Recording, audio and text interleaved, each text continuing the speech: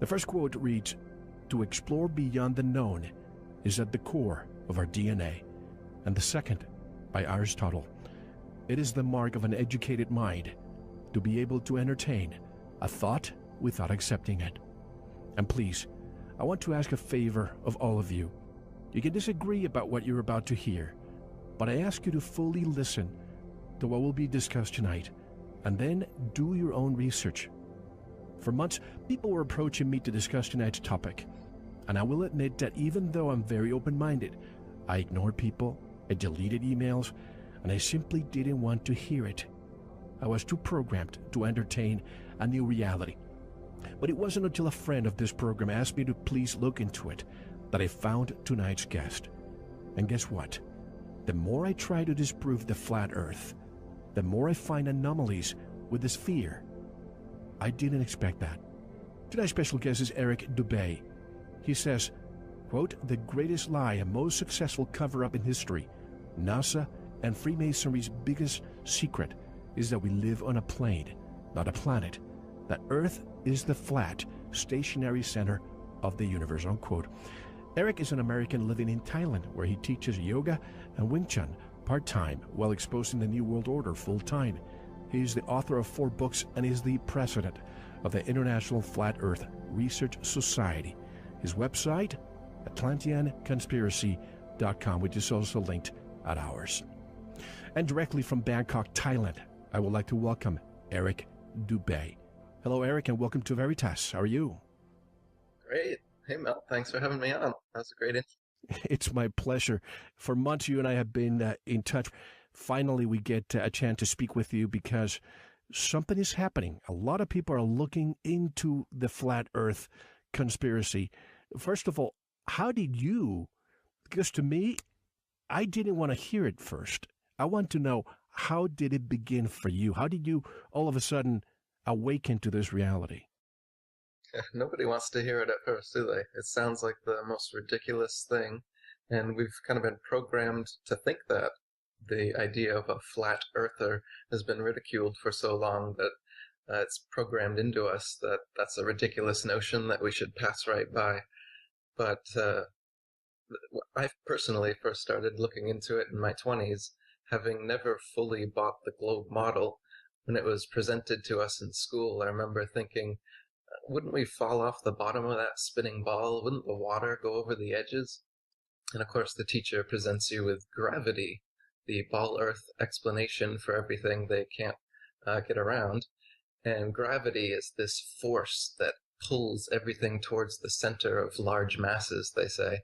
So as a result, we're stuck to the ball, the buildings are stuck to the ball, the oceans are stuck to the ball, and that's the explanation you get in school. So I went along to get along, but always had a nagging doubt in the back of my mind, and I started coming across information on geocentrism, which is that the Earth is the center of the universe and everything revolves around the Earth. We've been taught the heliocentric model in school, where the sun is the center and everything revolves around the sun. That was actually updated to what I call the acentric model, actually, because they say now that even the sun isn't the center, because the sun is only the center of a solar system, and the solar system itself is revolving around the galaxy, and the galaxy is revolving around the universe. So there's many supposed motions that they claim the Earth and the solar system and the galaxy are going under.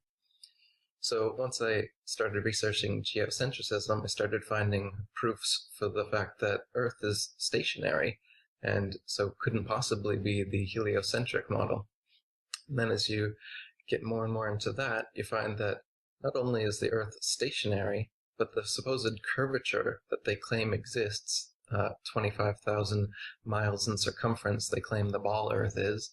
So there should be a noted curvature of 8 inches per mile squared, going by the Pythagorean theorem and spherical trigonometry. That's the curvature that should be present on a globe 25,000 miles in circumference, as we've been told. But you just can't measure it anywhere. So there's been experiments taken for hundreds of years trying to find this curvature, and it's just nowhere to be found. The Earth's flat as far as the eye can see.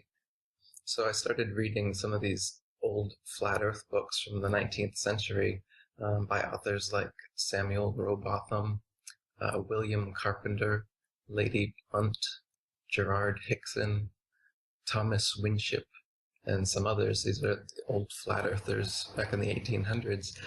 And I was quite surprised to see that they had plenty of proofs and evidence for their model, flat Earth model. And over time, come to become a flat earther myself. So now, yeah, as you said, I'm the president of the International Flat Earth Research Society, and I've written a couple books on it. So that's my awakening. It's taken quite a while. It's been over a lifetime, but like I said, I never fully bought the model, so I wasn't like one of these kind of NASA science guys that's really into what they say or whatever. Right from the get-go, I already had my questions, so that nagging doubt in my mind was always there. I'm still searching. I'm still looking, and like I said at the beginning, the more I try to disprove it, the more I come back to it and cannot explain this fear. So this is really bothersome. So since May, which is when you and I made contact for the first time, I've been writing a lot of notes. So it's going to seem as if I'm jumping around, but I have 2 months worth of notes because I've exposed myself to a lot of information. And I hope that at the end of the interview, a lot of people can at least wake up to the reality that what we've been taught in school. What is the first thing you see when you go to preschool or even kindergarten or first grade? The first thing you see, it's that big blue ball that they have there. In fact, I've been collecting them for years. And now when I see them in my office and in my studio, I question that. But Eric, what are they hiding from us and why? Why can't independent explorers travel to the North and South Poles and military vessels patrol the areas and uphold restrictions by force? Why is that? Well, there's Arctic and Antarctic treaties, and so independent explorers aren't allowed to go to the North Pole or the Antarctic. I would say the reason is because of the flat Earth, and they don't want this to get out. So in the flat Earth model, the North Pole is the only pole. That's in the middle. Antarctica, instead of being a tiny continent on the bottom of the ball, is actually up surrounding us 360 degrees. And so regardless of whether you're on a ball or a flat plane, it's the case that if you travel south in a straight line from any direction, you'll end up in Antarctica at an ice wall. So in the flat model, that's all around you. Now, people have tried to go there independently, and they've been stopped by military vessels, put in jail, fined. Jarl Anderhoy is an example of this. So they just don't want you to go there. The only way you can go there is on their special pre-approved scientific missions. So why don't they want us to go there is because if you're able to go to the North Pole or Antarctica, then you're able to take a compass and find out if you're actually there. Part of the deception is that they've told us there's a geomagnetic pole, there's a dipole, and there's the geographic pole. The geographic pole they put at 90 degrees on GPS, and so people in documentaries going to the North or South Pole, they'll be on a plateau of ice walking, the mustache full of ice, will whip out a GPS and it'll show 90 degrees, and they say, "We're here, hooray, we're at the North Pole, we're at the South Pole." Nobody ever pulls out a compass, because of course we know the North Pole is magnetic, and all compasses go towards it. But you won't see any clip of someone at the North or South Pole pulling out a compass to prove that they're at the North or South Pole. You should be able to walk in a circle, and north would be in all directions, and that way you can show that, yes, you truly have found the magnetic North Pole. But their excuse is that the poles are constantly moving, so they're not actually at 90 degrees. So none of these documentaries ever actually show where the North Pole is. And their excuse for this is that in the center of the ball Earth, there's molten metal constantly shifting around, so that causes the dipole of the ball Earth to constantly move as well. This is just an excuse so that we can't actually prove that their model is incorrect. There is no magnet in nature that has a molten core and that causes the dipole to move around conveniently the way they talk about. But a magnet that does exist in nature is a ring magnet, like in loudspeakers. And this is the magnetism of the flat Earth we're on, where there's one pole at the center, and the opposite pole is the circumferential barrier all the way around. So the South Pole is everything around the circumference. That's how a ring magnet works, and that's how the ring-shaped Earth with Antarctica as the circumferential barrier works, and the North Pole in the middle. And so they don't want us to know that, and that's why we've got the Arctic and Antarctic treaties, and it's military enforced so that nobody can go out there and prove this conspiracy. However, there are many other ways to prove it. I've just written a book called 200 Proofs Earth is Not a Spinning Ball. So besides just traveling to the Arctic or Antarctic, there's plenty of proofs that we can do right in our backyard to prove that we're not on a spinning ball. At the end of the interview, I'm going to discuss something that I tried for myself. I just came from Mexico, and for years, I was looking at the horizon in the afternoon when the sun was, quote-unquote, setting or moving away, and I saw mountains that you can't see during the day. And you would ask the locals, what is that? And they would say, well, that's San Felipe, Baja California. And then I found out that that's 80 miles away. How in the world is it possible for me to see that? I have pictures that I've included on the website so people can see it, but we can discuss that later. But if anybody wants to stay with the old paradigm of the sphere, at least they should question why we're not allowed again to enter that area of the world, the North or South Pole. Why is there a multinational agreement still in place since the 1950s? And why are the military forces of the world preventing anyone from entering? The agreement was signed first by 10 countries, including the USA, and now there are 50 on board. What is that agreement really telling us, Eric? Yeah, I'd say that agreement is telling us that they don't want us to go there because there's something they don't want us to find out. And like you said, the blue ball model that everybody sees, the reason everybody thinks that they're on a spinning ball in the first place is because we've been shown videos and photos of a blue marble, they call it, spinning around in space. Our actual everyday perspective is of a flat, motionless plane. You never see any curvature, you never feel any motion, but we've been shown on every news program, every movie company, every channel on television basically has a logo of a spinning ball, so it's in our face all the time, and it's in every movie, so we just assume that that's what it is.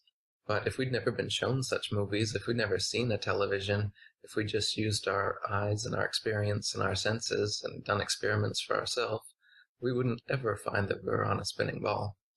So they want the propaganda to stay in deep. They don't want us to go independently exploring on our own, because then we'd be able to find things out. Like you said, seeing the mountain 80 miles off. That should be, the mountains should be behind almost a mile of curvature at that distance. And they should also, if you can see them at all, the peaks should be leaning backwards away from you. This doesn't happen. Clouds, hot air balloons, things going away from you, they should lean away if we're on a ball. And they should also curve over with the ball. Clouds, you should see the bottom of the clouds more and more as they get closer to the horizon if they were curving over a ball. But they don't, because everything just disappears based on perspective. So like when you're looking down a long hallway, you can imagine the roof slowly goes down towards the center point. The floor slowly comes up towards the center point. The right and left walls slowly come towards the center point as well. So our vision, the perspective of our vision, the way it works, is like a pyramid shape, where the base of the pyramid is at your head, and the apex of the pyramid is at the focal point in front of you at the horizon. So this is what we're seeing when we see a horizon, when we see the clouds tending towards the horizon, or we see the ground tending up towards the horizon. This is just the way that our eyes work. And when you zoom in on the horizon, you can see things from beyond it. The ball model, they tell you that the horizon is where the curvature of the Earth begins. But if this is the case, then when you zoom in on the horizon, you should be seeing off into outer space, because the Earth starts to curve down more and more as you go. In reality, the better zoom lens you get, the more of our flat Earth you can zoom in. I just got a Nikon Coolpix P900. It's one of the best zoom cameras they've got. This thing is a flat earth proof in itself. You just zoom in on the horizon no matter where you are, and you can take in more and more and more of the horizon. For instance, one old ball earth proof they had was that the ships disappearing over the horizon, the hulls disappear before the mast, because that's the ship going over the curve of the earth, they say. But now with technology, telescopes, and zoom cameras, we can have a ship completely disappear over the horizon, not just the hull, and use the zoom function to bring the entire thing, hull and all, right back into view, proving that it hasn't descended over a mass of curved water, as they tell us, but in fact, it's just gone beyond our perspective. And with the aid of technology, we can bring things right back into focus. And people will say, well, if that's the case, then I should be able to see clear across the ocean. I should be able to see all the way across the flat earth, if that's the case. But we can, like I said, we can see much farther than you could see on a ball 25,000 miles in circumference. But that does not thereby mean that we can see an unlimited distance, especially at the lowest, densest level of the atmosphere, another word, I call it the atmosphere flat. But you can't see far because of the air is not particles. transparent. Yeah, exactly. Especially at the lowest, densest layer. You can imagine the hazy, on a humid day, the haze over a road.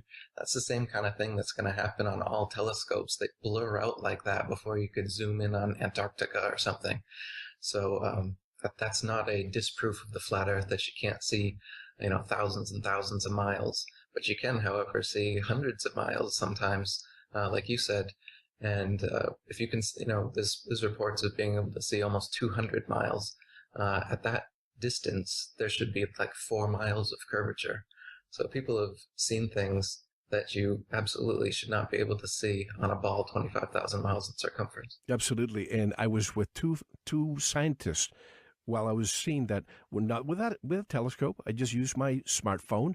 I just zoomed a little bit, and I told them, what do you think that is? And one scientist is an engineer. He said, oh, those are clouds. So we waited half an hour, and the clouds did not move. All the other clouds moved. The other one is a physician, and he looked at me and he said, you are freaking me out. It's impossible. We should not be able to see beyond, 5-6 miles beyond? And then I showed him pictures of the mountains as if you were actually entering in a boat, going to the coastline. And those were the exact mountains that we saw 80 miles away. People in southern Spain are reporting they can see Morocco. Even recently here from the Great Lakes, they were able to see the Chicago skyline over 120 miles away. And of course, the meteorologist said, oh, that's just a mirror image or something along those lines. Did you see that? Yeah, I think it was 60 miles away, and he called it a mirage. A mirage, exactly. Now, a mirage is a genuine phenomenon that happens, but the picture is inverted when a mirage happens. Exactly. And the Chicago skyline was perfectly normal. And a mirage, you'd usually find it, well above the actual image, whereas this image is exactly where it should be, right on the horizon. If it was a mirage, it should be somewhere hazy up in the sky or something, but this image is right on the horizon, just as it should be. You should be able to see the Sears Tower's antennas at the bottom, not at the top as they are. Now, they are supposed to be, now I'm going to be jumping around, they're supposed to be about, 40,000 satellites above our heads. Is there a space air traffic or space traffic control system for satellites, Eric? So satellites, space stations, astronauts, space travel, this is all part of the ball Earth deception, as well as the moon landing and the Mars landings. They've got us thinking that they can suspend people and metal and spaceships and rockets and everything out in the non-gravitized vacuum space, they call it out there. So they say that there's atmosphere up to a certain indeterminable point that they've never told us, and this atmosphere at beyond that point becomes non-gravitized, non-atmosphere, and you just pop out and you can float, right? So anytime you've gone up in an airplane, a hot air balloon, a rocket, whatever, anything any of us amateurs can send up, no matter what, it goes up and inevitably comes right back down. They say that they can send stuff up high enough that it just keeps going up and doesn't come back down. And that's what they claim satellites are doing and the space station is doing. But again, we can't confirm this. Anything we've ever done comes right back down. So we have to take their word that this is possible at all. And when we look at their rockets, this is how they claim they get into outer space, is these rockets. Their rockets never go straight up. Every single rocket launch from a government space agency, you'll notice, follows a parabolic curve. It goes up, it reaches a peak right around 100,000 feet, same place any amateur rocket would reach a peak. You just can't get much higher than that. But what they do is as the rocket starts coming back down, they make sure that it goes down over the ocean, out of the way of any curious observers. And as anyone can see it coming back down to Earth, asks, hey, how come the rocket's not going up anymore? They like say, a bell curve. Yeah. Well, it's going around the curvature of the Earth, is what they tell us. So every single rocket, the reason that it follows a parabolic curve, they say, is because it's going around the curvature of the Earth. The real reason is they can't get up any higher than that.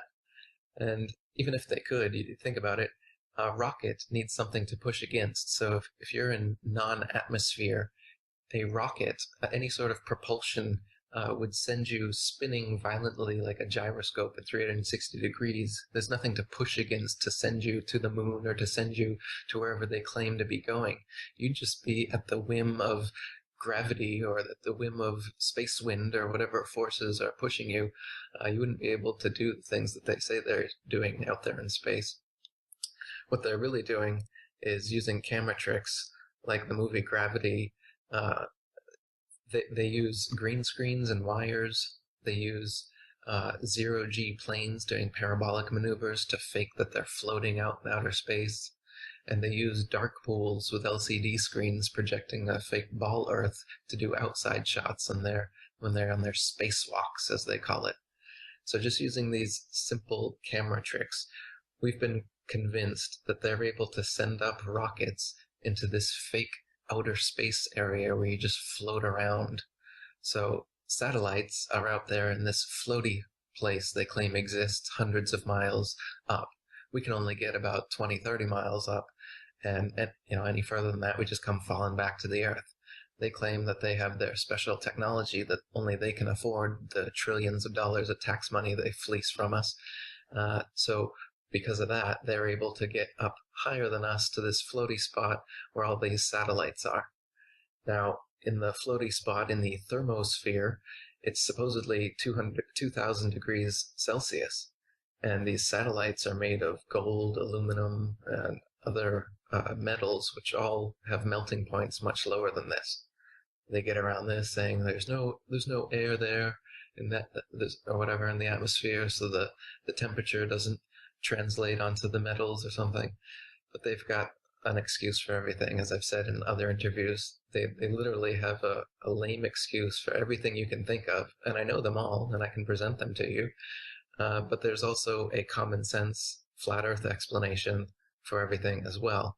People have been exposed to their ball Earth excuses for a long time, so they're quick to, but they haven't heard of the common sense flat Earth explanations, so they're quick to ridicule those because all they've ever heard is this. Well, this reminds me of 9/11. A good friend, Dr. Judy Wood, she wrote the book "Where Did the Towers Go?" She's she has a PhD on engineering, mechanical engineering, and she has written the only book. It's almost you have to see it in a university to see it. It's 300, 400 pages long, and everybody ridicules her without even reading the book. The same thing I say with anybody who wants to discuss the flat Earth. Listen to what we are discussing tonight before you discount everything, because that's your programming doing its thing. It happened to me a few months ago. But recently I spoke with Bart Sibrel. He's the producer of the documentary "A Funny Thing Happened on the Way to the Moon." He's going to be with us in a few weeks, and he interviewed one of the Apollo astronauts and basically mentioned the Van Allen belt. And now we found out that there's not only one, but I think it's 5 layers. So he told the astronaut, "How were you able to go through the Van Allen belt?" And the answer was, "Well, we haven't discovered it back then." That was the answer that he got. Well, yeah, if you haven't discovered it, it can't affect you. It's just like the Right. Wile E. Coyote when he falls off the cliff. He doesn't actually fall down until he realizes that he's gone over the cliff. This is how NASA works. NASA stands for never a straight answer, That's don't you right. know? Exactly. Now, we're told satellites are real. Why are we dropping thousands of miles of fiber optic cables around the planet if satellites are real, Eric? All right, and why are we building all these cell phone towers all over the place if we've got satellites giving us cell capabilities? Everything is done ground-based. Like you said, they've got fiber optic cables going across the oceans. They've got cell towers set up everywhere. So even GPS is just triangulated cell phone towers. Satellites are not necessary for anything that we do. You look at TV dishes, almost none of them are facing more than 45 degrees upwards because they're receiving signal from a ground-based tower. If we were actually receiving signals from these geostationary satellites hundreds of miles up, then most TV dishes should be pointing straight up all over the world. That's true. Never thought about that. Now, why are ships? What are ships in the middle of the ocean, far from land, using then if satellites are not real? Right. Well, long before there was GPS, military had systems like LORAN and DECA, and these are ground-based navigation systems that they were using for decades, and they work just fine. So, I mean, this kind of propagation has been working long before the supposed advent of satellites, by the way, which were invented by a science fiction Freemason science fiction writer, Arthur C. Clarke. He wrote about the geostationary satellite in the science fiction novel, and then became science fact shortly thereafter. But another thing about these, they call them geostationary because they say that the Earth is spinning like 1,000 miles an hour, and up there where the satellites are, the atmosphere is stuck to the spin through gravity. So the satellites themselves are spinning at like 10,000 or 15,000 miles per hour, but they're stuck in orbit in the exact same spot relative to the Earth over which they are. Now, this is interesting because people claim that they can see satellites moving across the sky, or guys with telescopes. Really, all you can see is a light moving across the sky, but they'll say, it's a satellite. But then it's supposed to be geostationary. If satellites truly are geostationary, then they should be just a pinpoint of light that does not move ever. And you can see it day after day, night after night, year after year in the exact same spot. But that's not what people are seeing when they say, oh, there's a satellite. I mean, they may see planes, drones, or other unidentified flying objects moving across the night sky, but you're definitely not seeing a geostationary satellite moving. And like I said, there's nothing up there floating around in outer space anyway. So, if something's moving across the sky, it's flying. It's not floating. When we think of maps, Eric, we think of the USGS, the United States Geological Survey. Why do they use the flat Earth map? Right, yeah. The USGS actually uses the azimuthal equidistant map, which is a flat Earth map projection. And the UN, the United Nations, their logo is a flat Earth, strangely divided into 33 Masonic sections. So why is the UN, the USGS, why are these official organizations using a flat Earth map as their official map? Why does NASA admit to using geocentric calculations for their rocket launches? Why is the official 1892 map, Gleason's, a flat Earth map? You can check it out. People have found it in the Boston Library and other libraries. There's plenty of flat Earth maps. Mercator, the guy that gave us our projection map that we use in schools today, his 1569 map is a flat Earth map, showing the North Pole being a magnetic mountain, something that is never shown nowadays in our maps. They just say the North Pole is a bunch of ice in the middle of an Arctic sea. In his map, it shows that there's these whole island continents around the North Pole that don't exist on modern maps, and there's a magnetic mountain right at the middle. That doesn't exist on any map nowadays. So there's some interesting secrets in historic cartography if you look back at ancient maps. In fact, pretty much every map before the 1500s was a flat Earth map. This ball globe deception, this idea that we're on a ball, it's only been around for the past 500 years or so. Before that, pretty much every map in existence was a flat Earth map. Why do we use the Mercator projection when it's proven that it's incorrect, it's false, and the correct one is the Peters projection map? Right.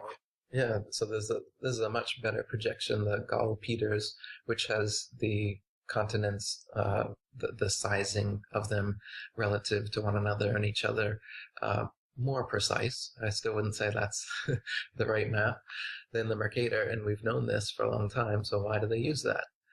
And, well, I would say the answer is that they're deceiving us regardless. Even the Gall-Peters map is a deception, and I wonder about the azimuthal equidistant. I wonder about even the old flat Earth maps. Since we've been lied to so much, I'm not sure that we have a completely accurate map anywhere, though I recommend looking at the Gleason's 1892 map and the Hamid's Air Age map. There are a few flat Earth maps that are very detailed. I'd like to see some modern cartographers take a look at this and see how much more detail we can get. But the flat Earth maps absolutely describe the Earth we're living on much better than any of these ball models. Oh, absolutely. But the Peters projection, the reason why I brought that up, I think it's because anything south of the equator, based on the sphere, that shows bigger than the north should not be there. In other words, we want the north to always be better and bigger. And that's why when you see both maps, the Peters and the Mercator, you can see the Peters, Africa looks huge. South America looks huge. You can fit the United States several times in Africa. And the other one, maybe just two times at the most. Right. Why is that? Because lines of latitude south of the equator don't get smaller. They get larger. Right. Because we're not on a ball, we're on a flat plane.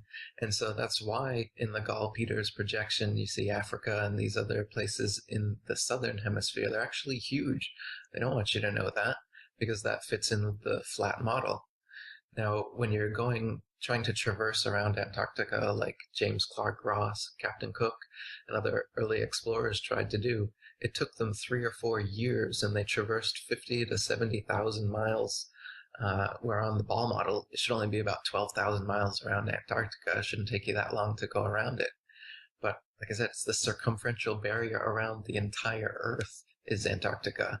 So it takes years to get around it, and it's much bigger than at the equator. The equator would be 25,000 miles in circumference, they say in the ball model. Yet when you're trying to go around Antarctica, it's twice that size, as it would be on a flat plane, not on a ball. And these early explorers, they often found they were going on ball projections as well, and they found themselves out of their reckoning more and more every day the further south they went. So since they're on a ball projection where they're assuming that lines of latitude are getting smaller and smaller as they go southward, in fact, they're getting larger and larger. I'm sorry, it's the space between lines of longitude is what I'm talking about. As you can imagine, it would come back in on itself on a ball, whereas it would just expand outwards from a flat plane. So the further south you get, you're going to get more and more out of your reckoning. Ships have actually crashed based on this, and it's like a big mystery. Why in the southern hemisphere is it so difficult to navigate?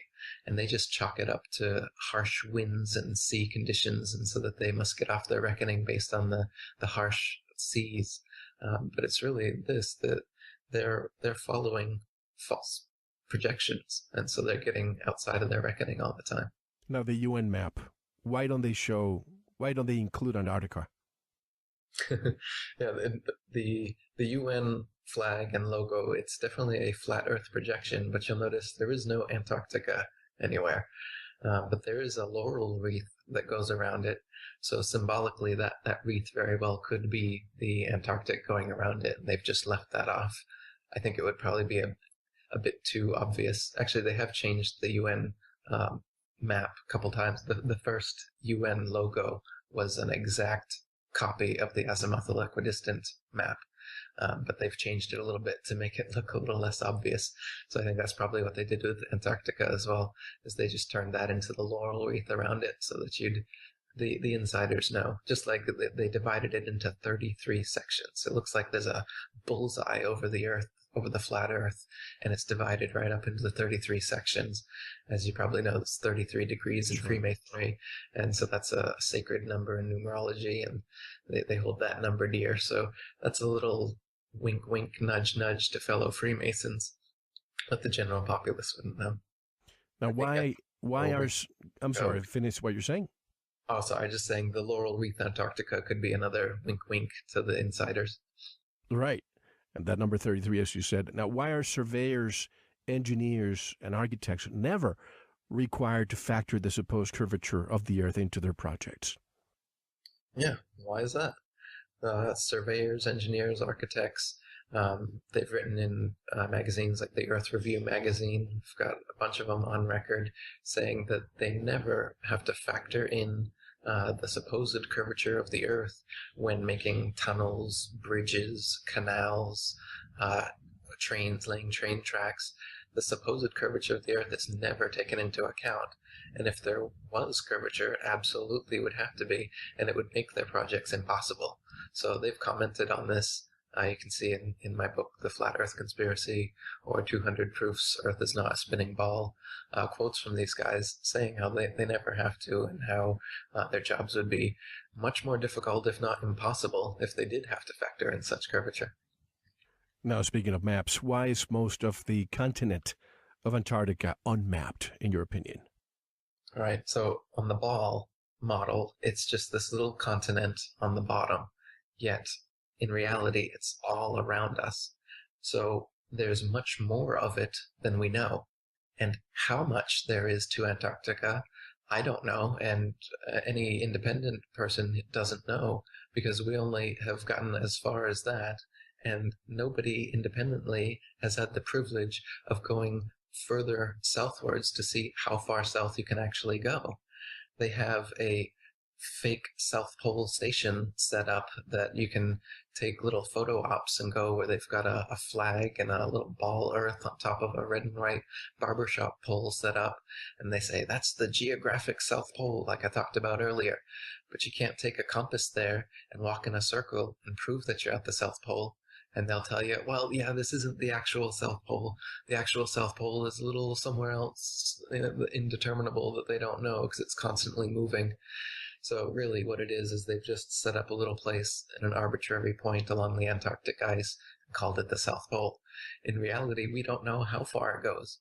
Perhaps the people who've set up the Antarctic Treaty, the government, the Freemasons, the one who've perpetuated this deception from the beginning, I'm sure they know how far it goes, whether it ends in a dome and some sort of barrier, as ancient cultures have talked about, or if there's an edge, or if it's an infinite plane that just goes on forever, or if there's some other termination of the ice, is still a mystery at this point.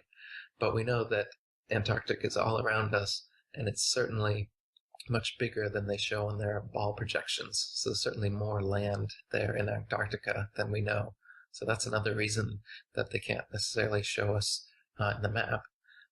Even the flat Earth projections, they'll show the Antarctic circumference. We know what that looks like. We know all the cliffs, all the little ins and outs, but we don't know how far you can go south. So all the projections inevitably just go to the ice, show all the little imperfections in and out, the inlets and outlets, and then trace a circle around that. Whether that circle is the dome or whether that circle is arbitrary and it actually extends infinitely is still unknown at this time.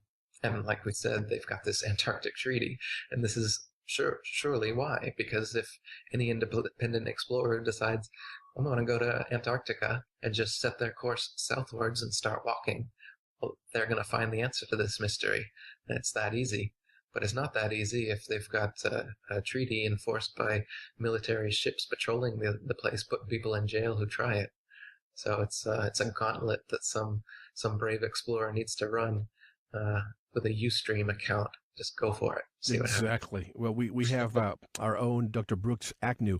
He was trying to go to the North Pole first, and then he was going to go, I believe, to the South. and for some reason he couldn't get that nuclear-powered Russian vessel that he was going to get. But Admiral Byrd, I'm sure you're familiar with his expeditions. He had several expeditions, and the last time it was after World War II. He was supposed to go for 2 months and had to return in 2 weeks. What do you know about his expedition in relation to the flat Earth? Admiral Byrd supposedly went to the North Pole and Antarctica, and he wrote a diary about some strange happenings that supposedly happened to him while he was there, involving giants and UFOs and hollow Earth and going inside the Earth and a Nazi base in the Antarctic and other such things. However, Admiral Byrd was a Freemason, just like all of the people in NASA that started NASA, just like all of the astronauts, just like Newton, Copernicus, Kepler, and all the founding Pythagoras, all the founding fathers of the heliocentric spinning ball model have been Freemasons. So Admiral Byrd's testimony, and that's all we have is his testimony. There's literally no proof outside of this. I find completely suspect because he was a Freemason. So it's an interesting story. You can definitely read it and note it. But I'm definitely waiting for some proof on these claims because I don't want to go just on the hearsay of a Freemason like some flat earthers are willing to say that, well, Admiral Byrd said it, so it must be true. But just because a Freemason said it doesn't mean it's true, just like with the ball Earth. That's right. Let's move with the evidence, not with the rumor.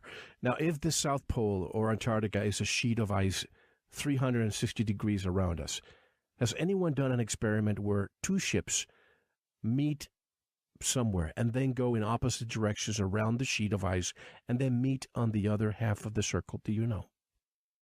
No, I don't think that has been done, nor has a north-south circumnavigation of the supposed globe ever been done.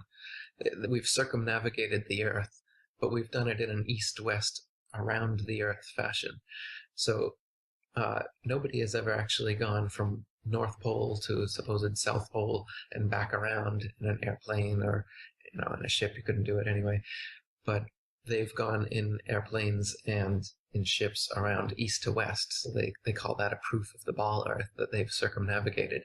But really, you can do that on a flat plane as well, so that doesn't prove anything. They also say that on a ball, you should be able to go 10,000 miles in a straight line, take a 90-degree turn, go 10,000 miles, take another 90-degree turn, go 10,000 miles, and you should make a triangle over the sphere.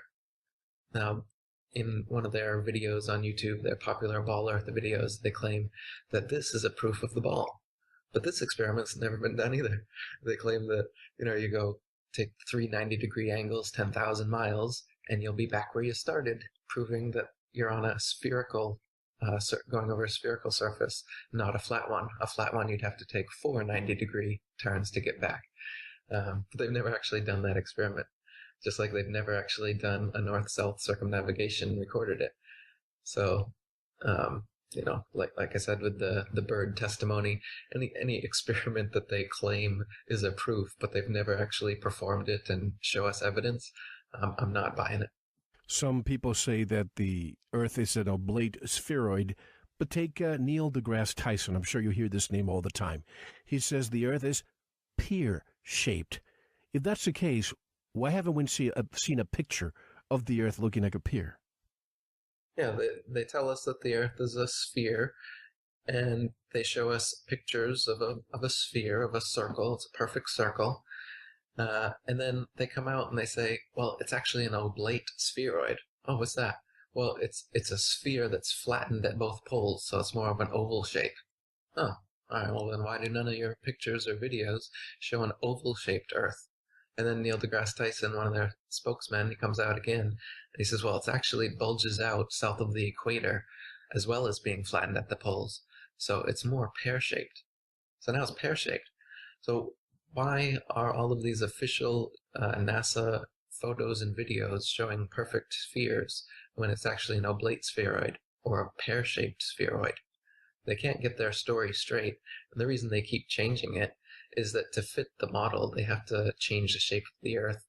Like the reason they originally flattened it at the poles is because people have done experiments proving that the Earth is flatter than they say it is. So they'll just say, oh, well, that's just at that latitude that you took the experiment. It's a bit flat over there. But it does bulge out the way we say it does. And then, like we said, south of the equator is larger than north of the equator because lines of longitude just extend outwards. They don't contract back. So they concede that in their pair model. They say, well, it bulges out south of the equator. It's bigger south of the equator. Yeah, it is, because it's flat. But instead of admitting that, they just, make tweaks to their model as time goes on. That they say that the ball Earth tilts back 23.5 degrees. That's another tweak they made because we can see Polaris, which is right over the North Pole, from 23.5 degrees south latitude. Shouldn't be able to see that on a ball. So they just tilt the Earth back and then okay, now you can see it. Anything else? And so they come up with explanations in reverse like this, damage control, reverse engineered explanations, just to give excuses. Like I said, they're great at it. They come up with an excuse for everything that is presented to them as a difficulty to their model. But when you just break down their excuses, time and time again, you start to see how they're just lying. They're just making stuff up so that to keep the model going. It doesn't make any sense. The more you actually look into it, you see that they're weaving a big myth. And we look into the flat Earth experiments and examples, you see that this makes sense. This is obvious. You can do this for yourself. These experiments have been done over and over again. Like I said, I have 200 proofs the Earth's not a spinning ball. On my forum, we've got many more proofs than that. I challenge you to find any, NASA or any ball believer to find 200 proofs that the Earth is a ball or spinning. They can't even give you 10 good. They can't even give you one, to be honest. I can debunk every single one. But, they can't even come up with fake explanations the way flat earthers can come up with real, legitimate explanations. The more you look into it, the more you'll see this. At first, everyone scoffs at flat earth. What the heck is that? Yeah, because you've never heard this before. All you've ever heard is that flat earth is ridiculous and the spinning ball is obvious. So that's how you're going to react. But I challenge you, you just look into this some more. You're going to shift. It's going to become exactly the opposite. You're going to scoff at this stupid spinning ball model, the idea that you've ever believed that this happens, and you're going to see how obvious it is that the Earth is flat and motionless, just as it appears to you, just as it has appeared to everyone throughout all of history. Even President Obama ridicules it when he says, we don't have time for a meeting with the Flat Earth Society. But I found interesting, Eric, that we hadn't seen a NASA photo of the Earth since 1972, the last Apollo mission. We saw a few photographs, but years ago, something dawned on me that they had different pictures of the rotation. But what struck me as strange was that the clouds were exactly in the same position. And then recently, you probably saw it about 3-4 weeks ago, NASA came up with this new picture of the Earth having the moon going around it that looks so photoshopped to me. Did you see that? Yes. They called it EPIC. EPIC. I forgot the anagram or whatever. It's EPIC stands for the name of this satellite that they claim is 1 million miles away, and it just sent them these photographs or whatever. I don't know, is it a photograph or a video? It's such a bad video you can't even tell what it is. Oh, supposedly a video, yes. Right, but it's just like a flip book of just pictures of this little gray ball moving over a blue ball. And anyone that's not completely brainwashed can see this is an image. This is a CGI, computer-generated image. It's not a video, and neither are any of their videos. Like you said, you look at any of these videos that they have of the Earth spinning, none of the clouds move, none of the clouds morph, and you can see way too much of the ocean and the Earth. If you actually go up in a plane or a hot air balloon, you notice there's clouds everywhere at varying altitudes, and so the Earth should be white, really, if their images were legitimate. But yeah, as you're saying, they're actually all computer done. They're not even that good. You look at them next to each other from back in the 70s up to nowadays. They all look totally different too. The shading of the water is different. The clouds is different. image of the Earth has changed as CGI technology has changed. You can see it, the early 2000s, it looks like the Men in Black style. Nowadays, it looks like the Gravity Hollywood style. They update their ability as time goes on, but it never looks the same. In a recent one, I don't know if you saw, they put the word sex, S-E-X. I did. Clearly in a cloud formation. Yes. So they're just laughing at us now. They're putting things out there for us to see. It, like you said, it's for the people with eyes to see. It's the wink, wink, nudge, nudge. So they're laughing at us. And nobody questions, because that little quote unquote video of the Earth with the moon going around it, it's almost as if it's a bad crop of the moon plays there in an animated GIF, and you don't see the shadow of the moon as it passes in front of the sun. It's terrible. And it gets millions of views, and every comment you see, people are like, amazing, thank you so much. Our tax dollars well at work. And Neil Tyson will say something like, yeah, we brought you this image, and it only costs every American like $7 per year. That's it. It's like, yeah, I'll take my $7 back, and stop lying to us. They've taken trillions of our dollars over the existence of NASA. It's like 30 billion just for the fake moon landings. And now they've got RASA and JAXA and all these other space organizations propping up all over the world. So they're fleecing their populations of tax money, billions and billions of dollars. And what are they doing with it? They're paying artists to make little CGI renderings and laughing at us and running away to the bank. So this is one of the biggest deceptions in history, and they're laughing their way to the bank as a result of it. Well, we can go back to 2001 Space Odyssey. It took years for Stanley Kubrick to do that, and I think that he also had a big hand on the Apollo missions. But when I think of 1939, when Technicolor came along, wow, now you can go to the movie theater and watch these movies in color. And then 30 years later, the most sophisticated venture for humankind gives us second or third generation black and white. Come on now. And then 45 years later, we still haven't gone back. Exactly. And you would think that if we had been to the moon, there would be some commercialization of the moon. We would have space tourism. We would have people just going there and digging rocks from the moon to sell them at planet Earth, because we like to be venturers and business. Why is it that not more commercial, companies have said, you know what, you don't want to go there? We'll go. I don't know if you know who Jay Whitener is, but he told me that he and somebody else had a production company. They wanted to go and map in 3D the moon years ago. And he called a former friend from NASA and said, hey, by the way, I just want to let you know so that you know that we're having this rocket and we're going to go up and take, this footage of the moon. And allegedly, that man from NASA said, you're not going to the moon. You're never going to the moon. If you launch a rocket, we're going to shoot it out of the sky, and don't ever call me again. I don't know if you ever heard that. I haven't. No, I just watched Jay Wheatner's new movie, Kalki. Have you seen that? Yeah, absolutely. Avatar. Yeah. No. Now, a private rocket was launched last year. You probably know this, from the Nevada desert, 73 miles up. It had I think they broke a record. It had a few cameras, but unfortunately they were all fisheye, as you know. However, the one thing, Eric, that was noticed was that the moon was behind. Someone noticed the moon behind the rocket, and it plugged the time of launch and determined, using different computer programs and websites, that the moon was above Australia at the time. If we live in a sphere, it would be impossible to see the moon if at the time this rocket was launched, the moon was on the other side of the globe. What do you say about that? Right. They tell us that the moon only circles around us once every month, when in actuality it circles over the Earth every 25 or so hours. It makes a complete revolution. So the sun and the moon, they're only a few thousand miles above the Earth, circling over and around it.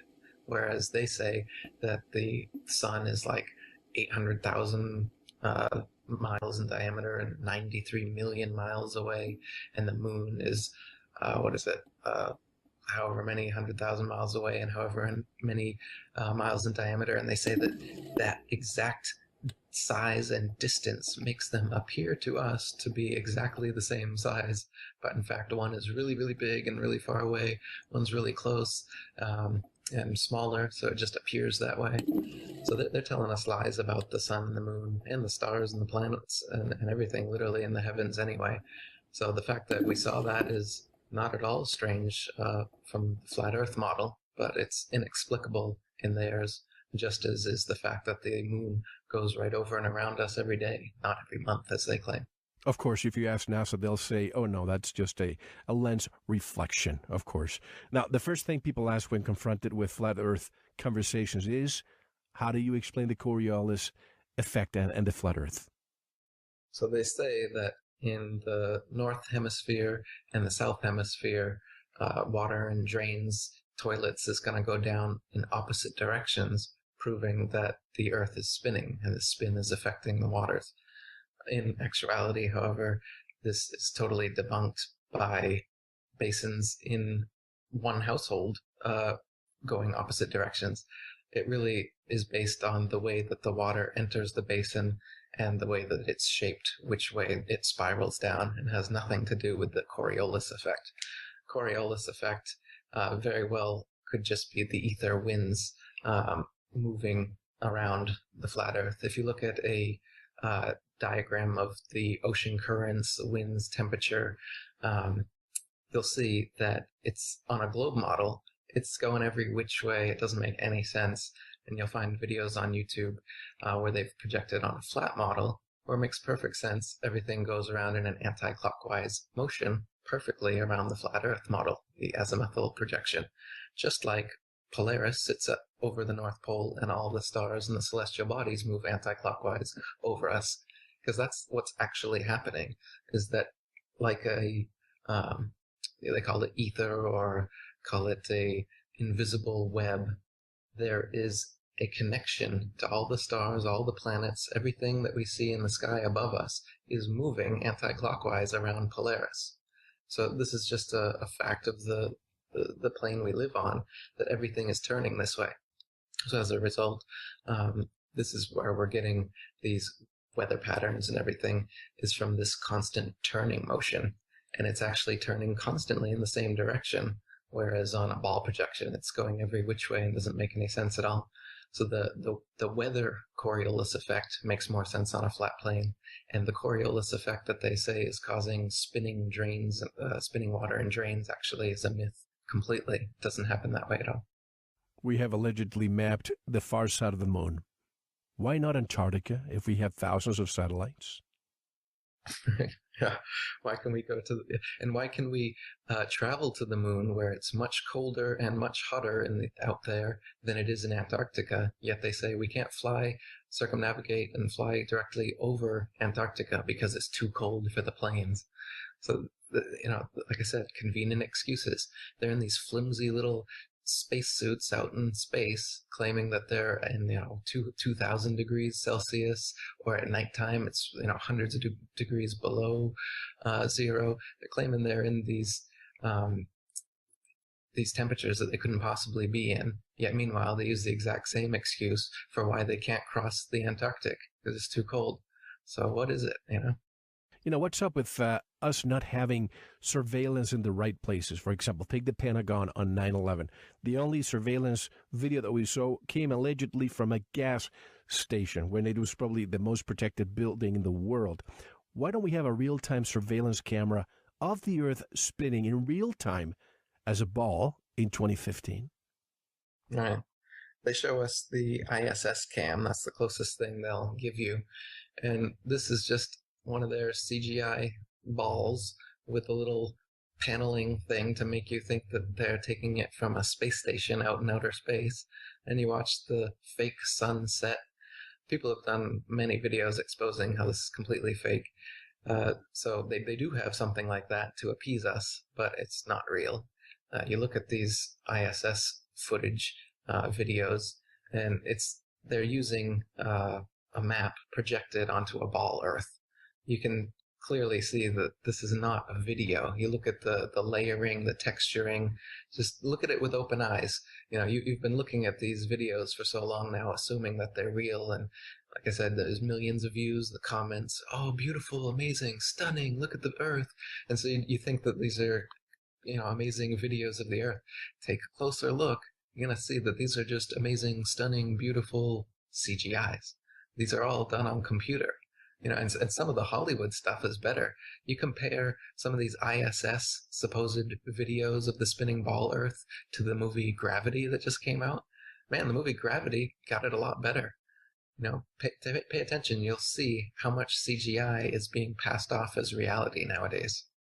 I don't know if you know this, but the director of the movie Gravity was in a conference one day, and a reporter, and this is seriously, this is not humorous or a joke, the reporter asked Alfonso Cuarón, the director, Mr. Cuarón, how were you able to sustain spending so many months in the space stations filming the movie? And of course, the director laughed about it, and he kept answering the question. But even some of the reporters believed that the movie was filmed in space. Right. Yeah, well, it's just like everybody now believing that grainy black and white footage of the moon landing was actually filmed on the moon, even though, of course, it could have been filmed in a studio, And have you heard that the original footage has now all been lost? So we can't even verify those. That's original... right. Supposedly it was found at a McDonald's somewhere. Hundreds of... Come on, how much did it cost? $38 billion for us to go to the moon? And they lost the footage and the proof? Give me a break. They've lost most of the blueprints for the lunar lander and all the vehicles. They've lost the data telemetry tapes that prove that the vehicles have actually traversed those hundreds of thousands of miles. So all the physical evidence is gone. Why? Oh, I wonder. Of course, if they can't show us this stuff, because then when it can be analyzed independently, it can be shown for the fraud that it is. So just like the Pentagon footage, why do we only get, at first we got nothing, then we got 5 frames with a little thing saying plane, but you couldn't even see a plane, you just see 5 frames of an explosion. Why is that? Well, obviously because they're lying to us, so they can only cover it up by saying things like, oh, the camera battery didn't work. Oh, we lost the tapes. Oh, sorry. So that's how they do it. Like I said, excuse after excuse after excuse. They never, no liar admits the lie. You just keep going with it, obviously, especially when you're getting paid billions of dollars of it and your entire career and reputation and hundreds of year deception is on the line. They're not going to come out and be like, you got us. You're right. Eric was right, guys. All right. It's flat.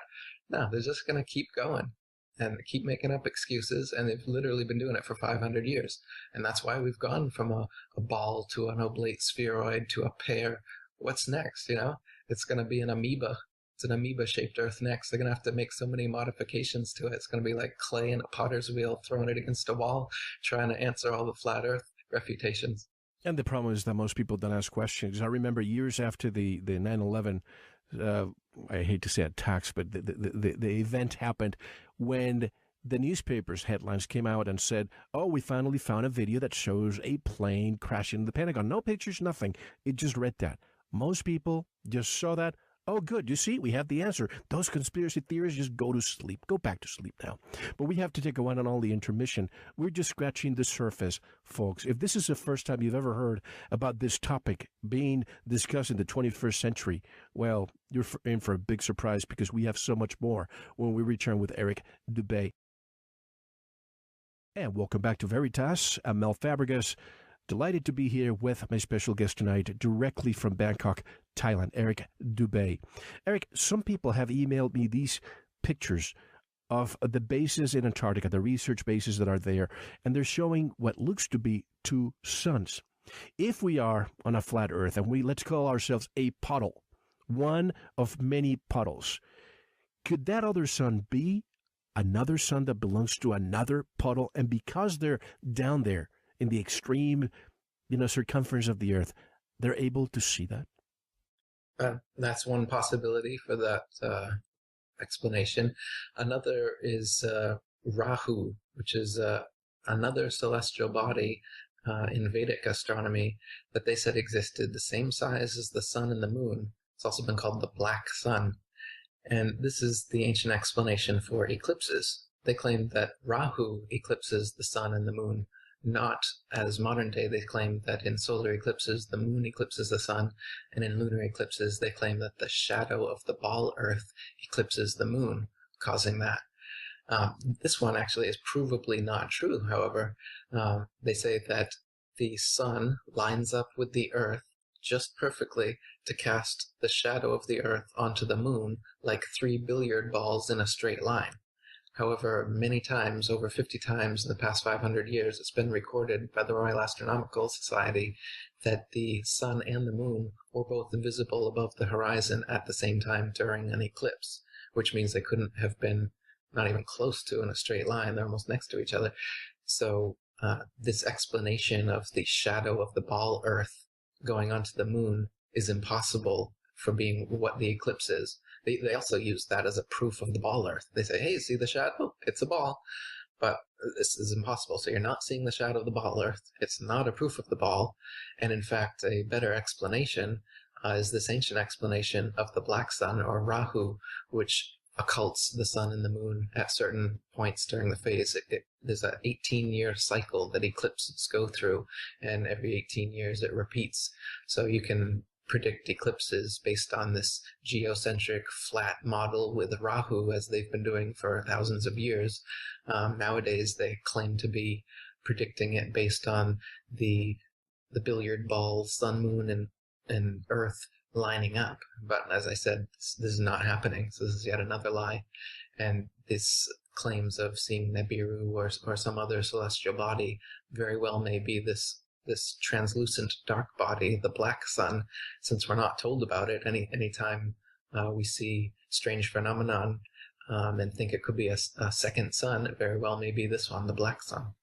And with all due respect to the late Zacharias Sitchin, anybody who wants to listen to his last interview, you can go to our websites right there.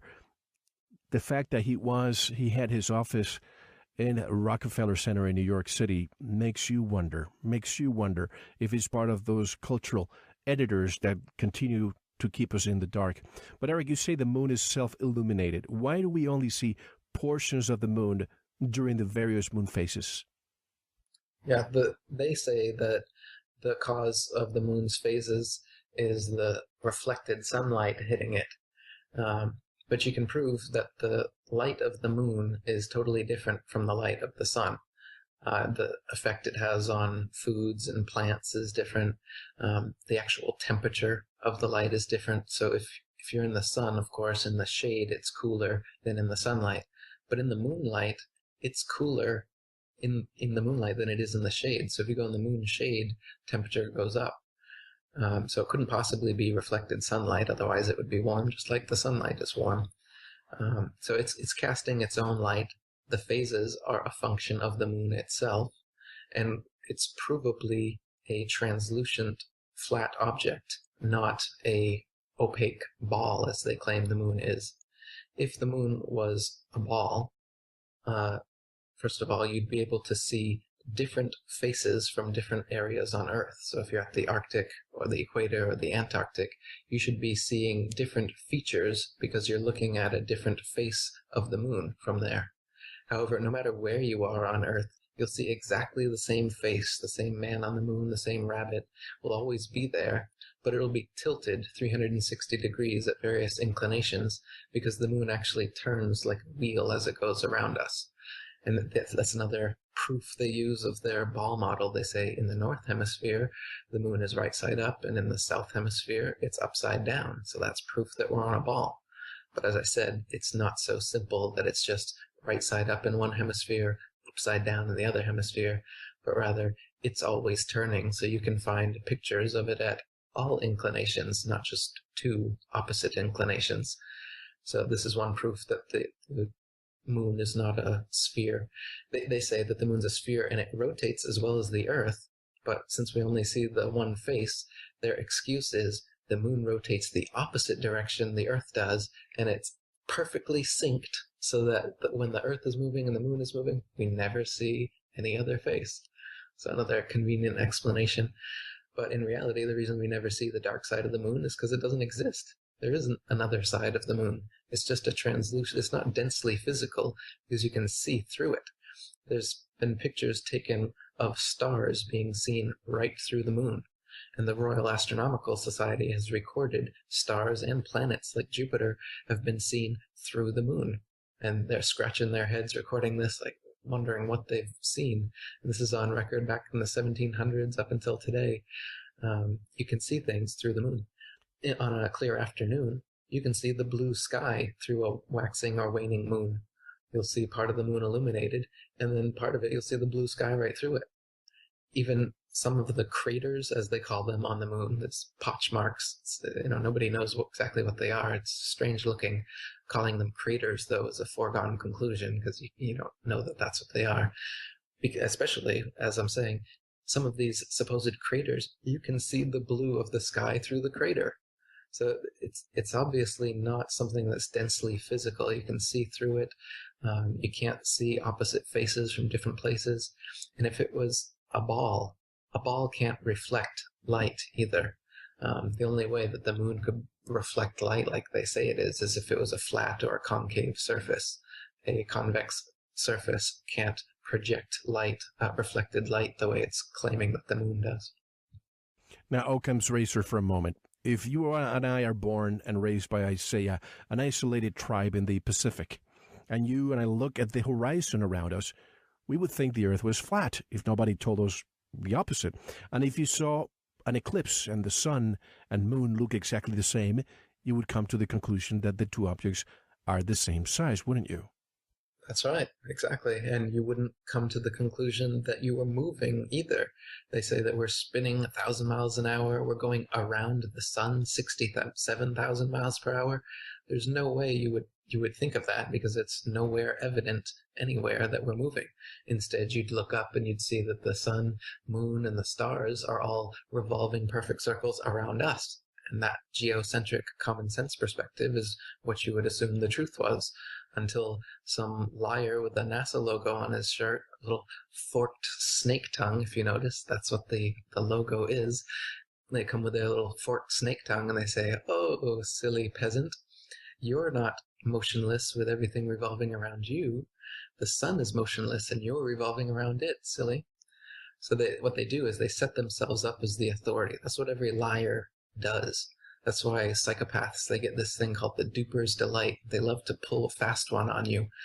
Not only is it fun for them, it's hilarious for them to pull this biggest of all jokes on people. It also sets them up as the authority. So not only do we give them all of our money for these fake CGI pictures and whatnot, we also go to them like they're the priests of metaphysics as well, because they're the only ones who can peer into the universe and tell us exactly what's going on here. So people like Carl Sagan and Neil deGrasse Tyson, in actuality, they're just Freemasons lying to you, stealing your money. But you think that they're like the priests of science telling you knowledge of the universe that nobody but them has access to. So they set themselves up as the authority by telling this biggest of all lies, and then everybody has to ignore their common sense and their own experience and experiments and go to these guys and ask them what the truth is. And they just feed you a bill of good lies all the time. And that's where we're at today. We've all been brainwashed with these excuses of why the Earth's curving and spinning and all this nonsense. Like you said, if you were left to your own devices, if you were born in some tribe somewhere, there's no way you'd ever come up with this heliocentric ball idea. The Earth is clearly flat and motionless to anyone that's ever walked the Earth and not heard a NASA spokesperson. Speaking of the Earth moving so fast, when you look at a quiet pond, the water is so calm, you drop a pebble, and you see the rings start circulating wide as if there's no movement around us. And this leads me to the next question. The tides. Why low and high tide happening only in the ocean and not in lakes or streams? Right. So water is another great proof of the flat Earth and disproof of gravity. So water, the natural physics, is to always find and remain level. If water is contained somewhere and let go, it will flow in all directions to find the easiest way to find its own level again, and then it'll remain still. So how is it possible that all of the oceans on the Earth are actually curved bodies of water curving around the Earth like this? That's not the natural physics of water to do that. They claim that gravity does this, but they can't show you any example of water gravitized around some ball and just sticking there the way they claim it does. And they also claim that the gravity of the moon somehow causes the ocean tides to lift up towards the moon, and that's what's causing the tides, as you said. But like you said, why are not the seas and rivers and lakes and other inland waters, why are they not similarly affected? Why aren't those bodies of water having tides and being lifted towards the gravity of the moon? Well, obviously it's because this explanation is bunk, just like every other explanation they give us. It's impossible that tides are caused by the moon's gravity, otherwise all water would be similarly affected. The reason it's not is because gravity doesn't exist, and this is a nonsense explanation. Now, let me ask you about, and this might be a left field question, so I'm okay if you don't know what to say.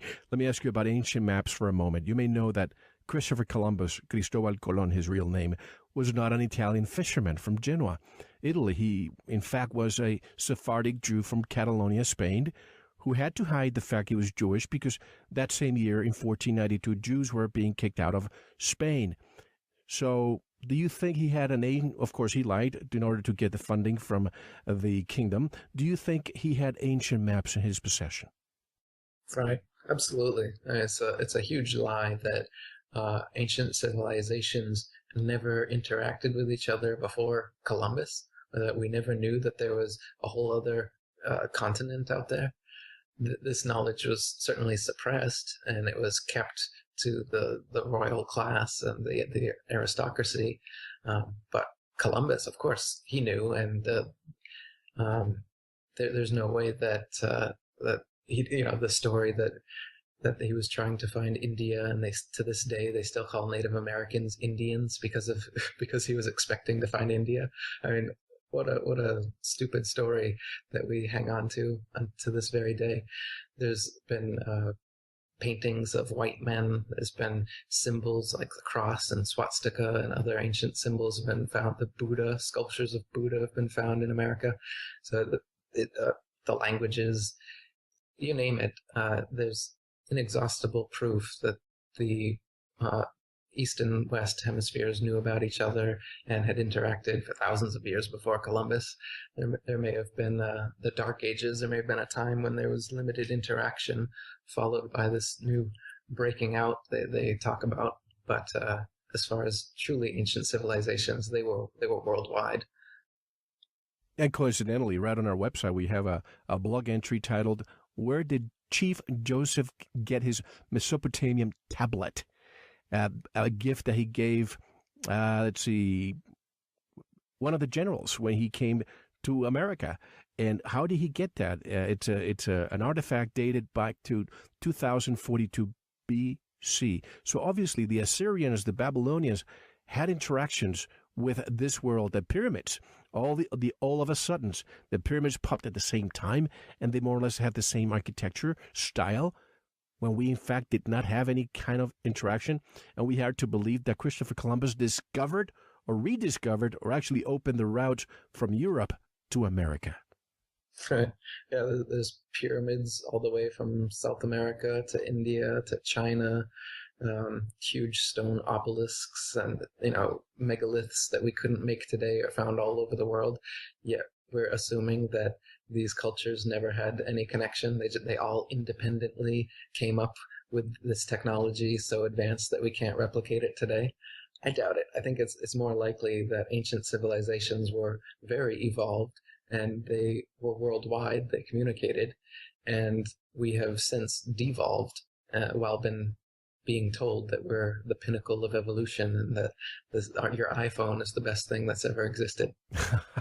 Not only that, but I had a chat with the Dogon tribe years ago, and they get mad when you tell them, when you see Ancient Aliens on TV, which, by the way, folks, find out who owns the History Channel, and then you'll know what I'm saying here. But they get mad when anybody says, oh, they must have been built by aliens. When in fact, I think we had a very, very smart civilization, perhaps a universal language, a universal mind, thousands of years ago. Something happened, and now we just can't replicate what they did, even with today's technology. Right. Our wise ancient human heritage is so removed from us now that it's alien. We think of, the pyramids and the megaliths and all these things being so beyond us that they are alien to the human race.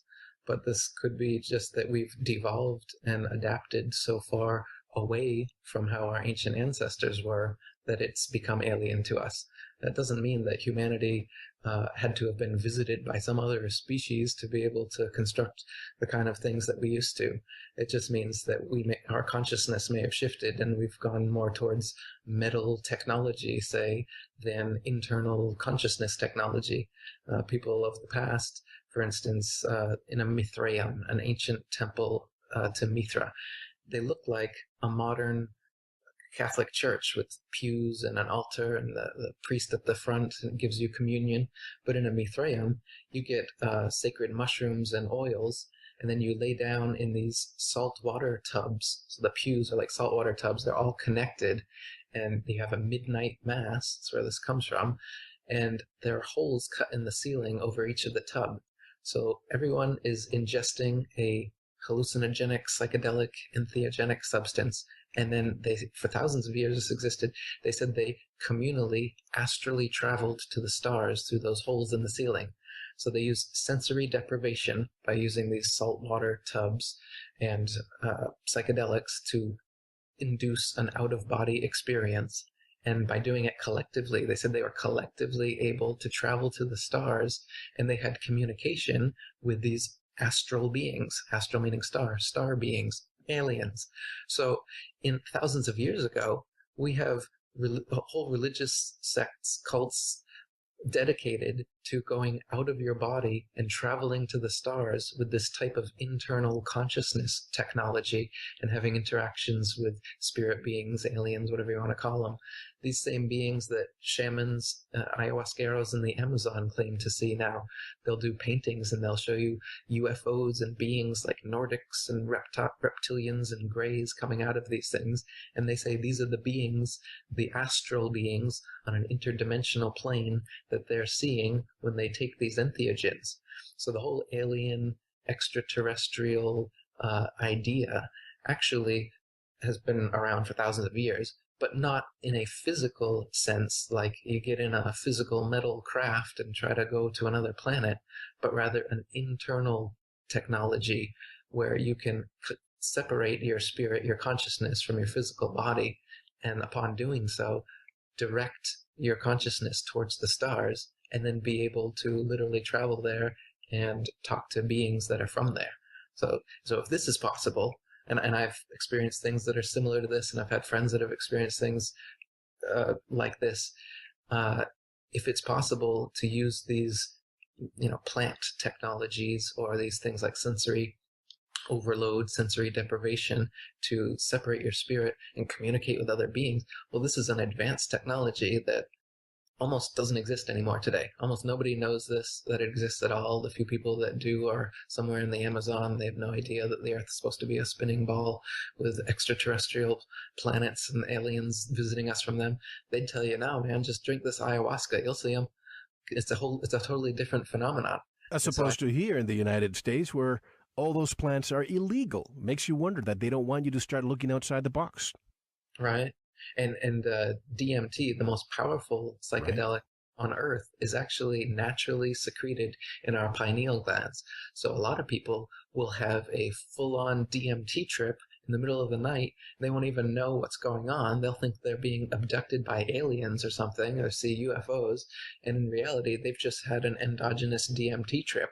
They've experienced the same thing that those ayahuasqueros in the Amazon are experiencing without knowing that there's been a drug being taken.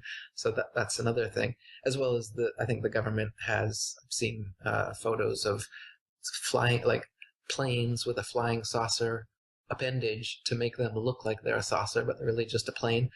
So between Hollywood and these government crafts, I think they're trying to turn this internal interdimensional entity UFO phenomenon into a extraterrestrial physical phenomenon. They want you to think it's nuts and bolts so you can knock on it and hear an echo.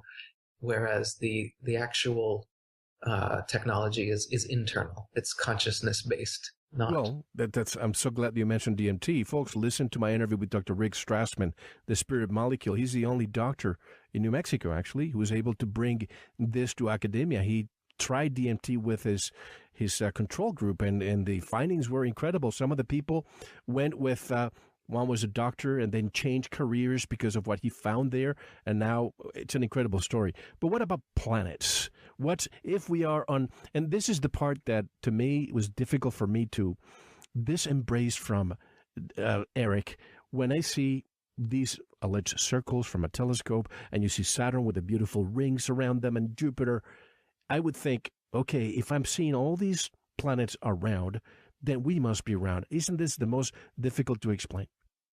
Yeah, that's another supposed proof of the ball Earth is they say, well, all the other planets are spheres, so the Earth should be a sphere.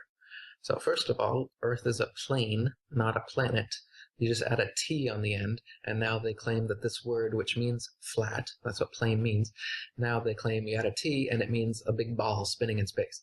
So everyone says, oh, see, it's a planet. So Earth's a planet. So this is just add a T to the end of the word, and people are ready to buy on the model. And the other thing they've done is given us CGI pictures and videos of Jupiter and Mars and Venus and all the other planets, and they're spinning spheres.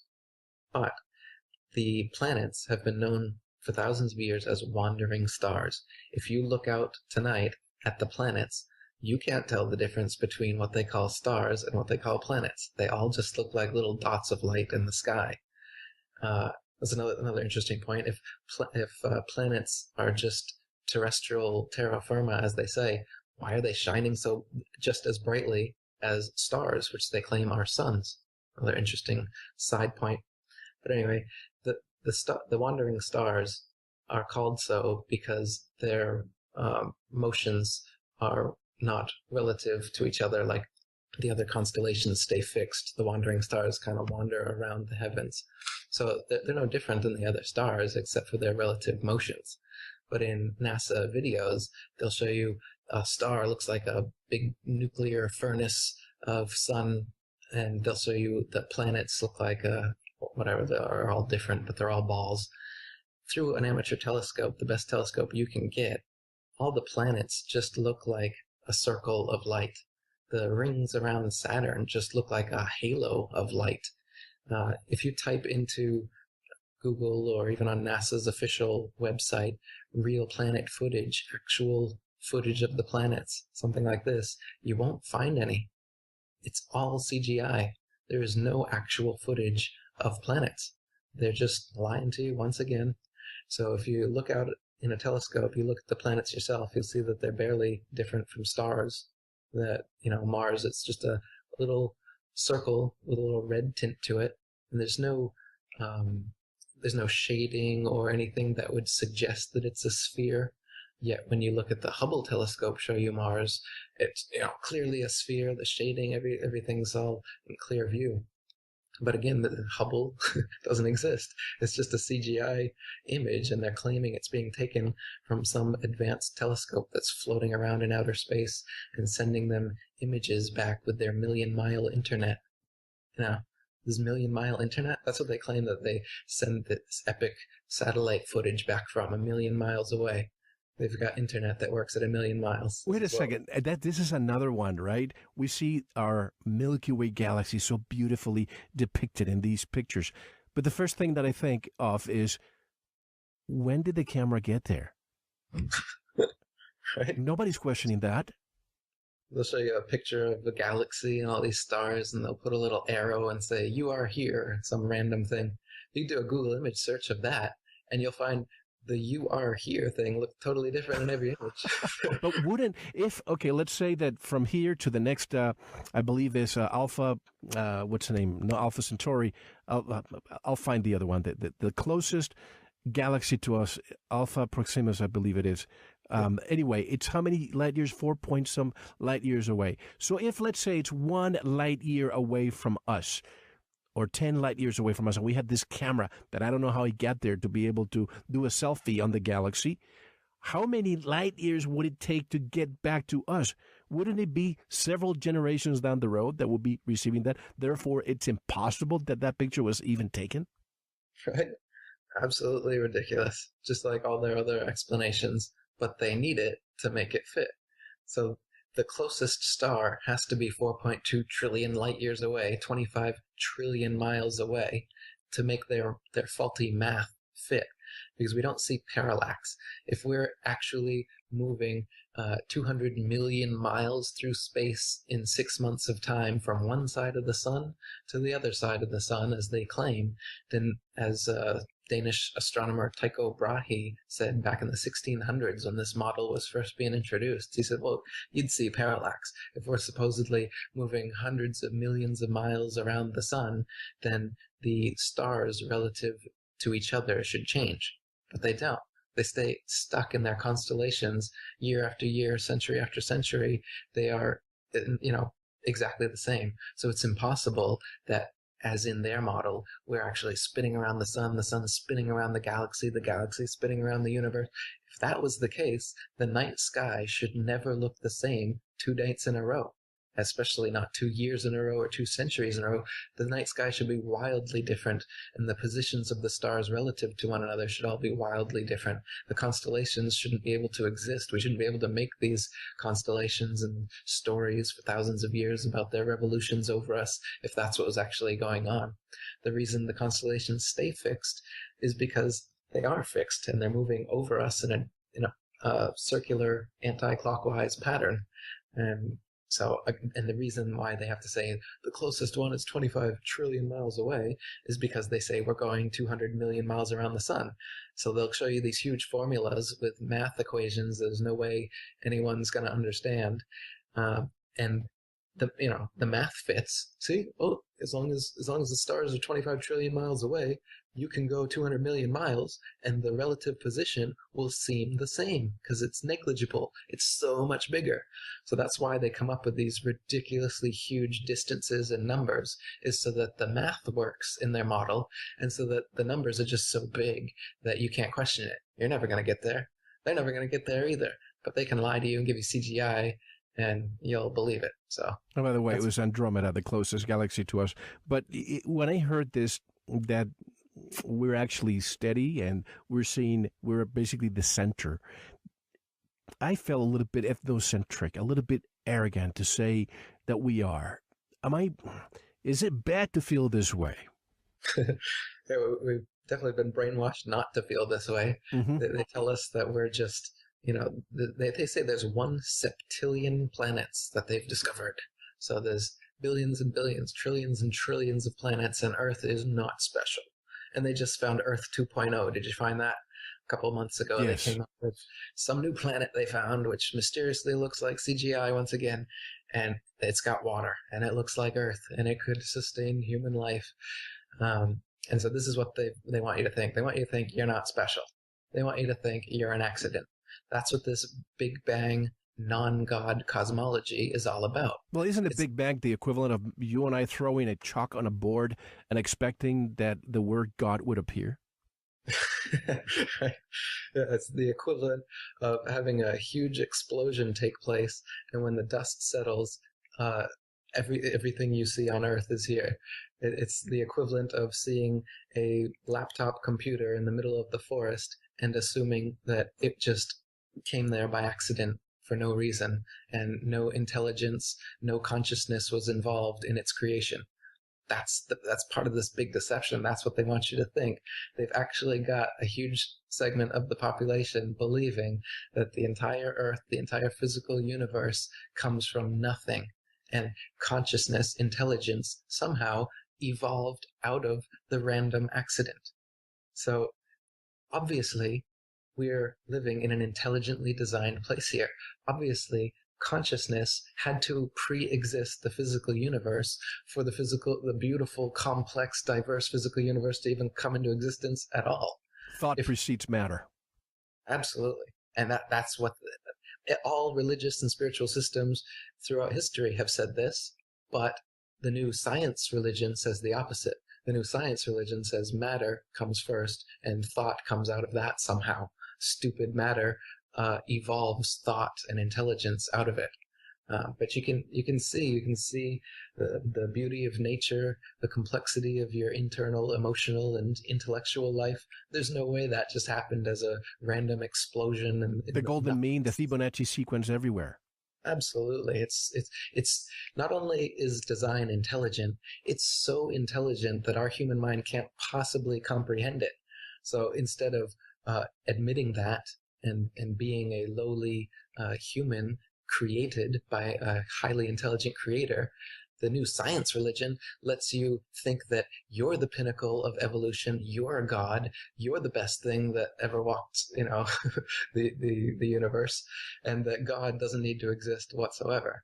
So that's the metaphysical angle that this whole conspiracy is attacking us at. It's making us think, like you said, we're not special.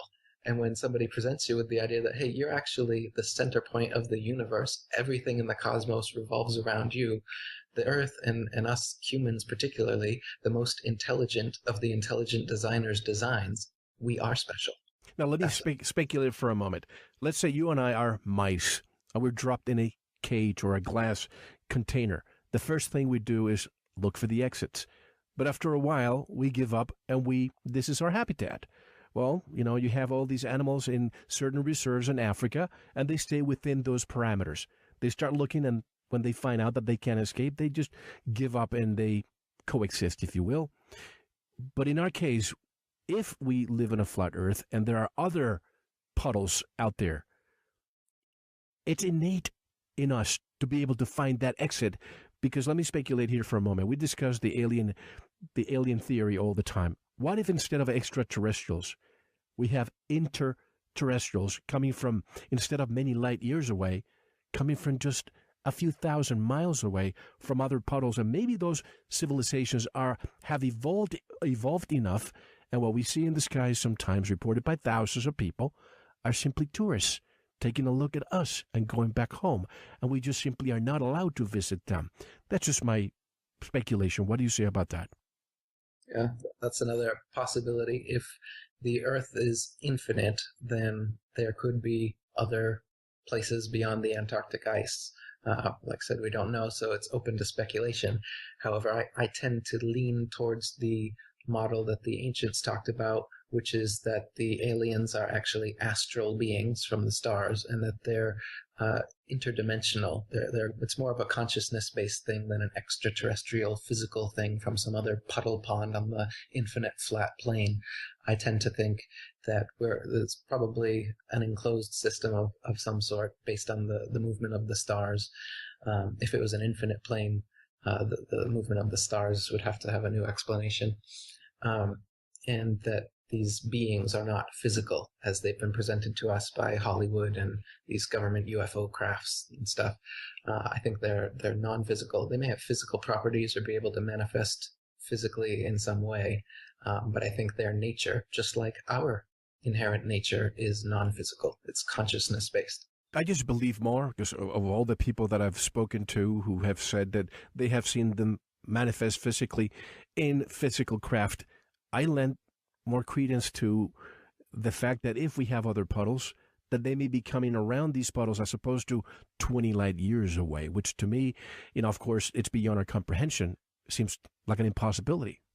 That's true. Yeah, I would definitely buy the puddle theory over the extraterrestrial bubbles theory. Now, why are citizens of our country flying over oceans without the safety net of GPS, G for global? Without the safety of GPS, of course, no one knows where we are.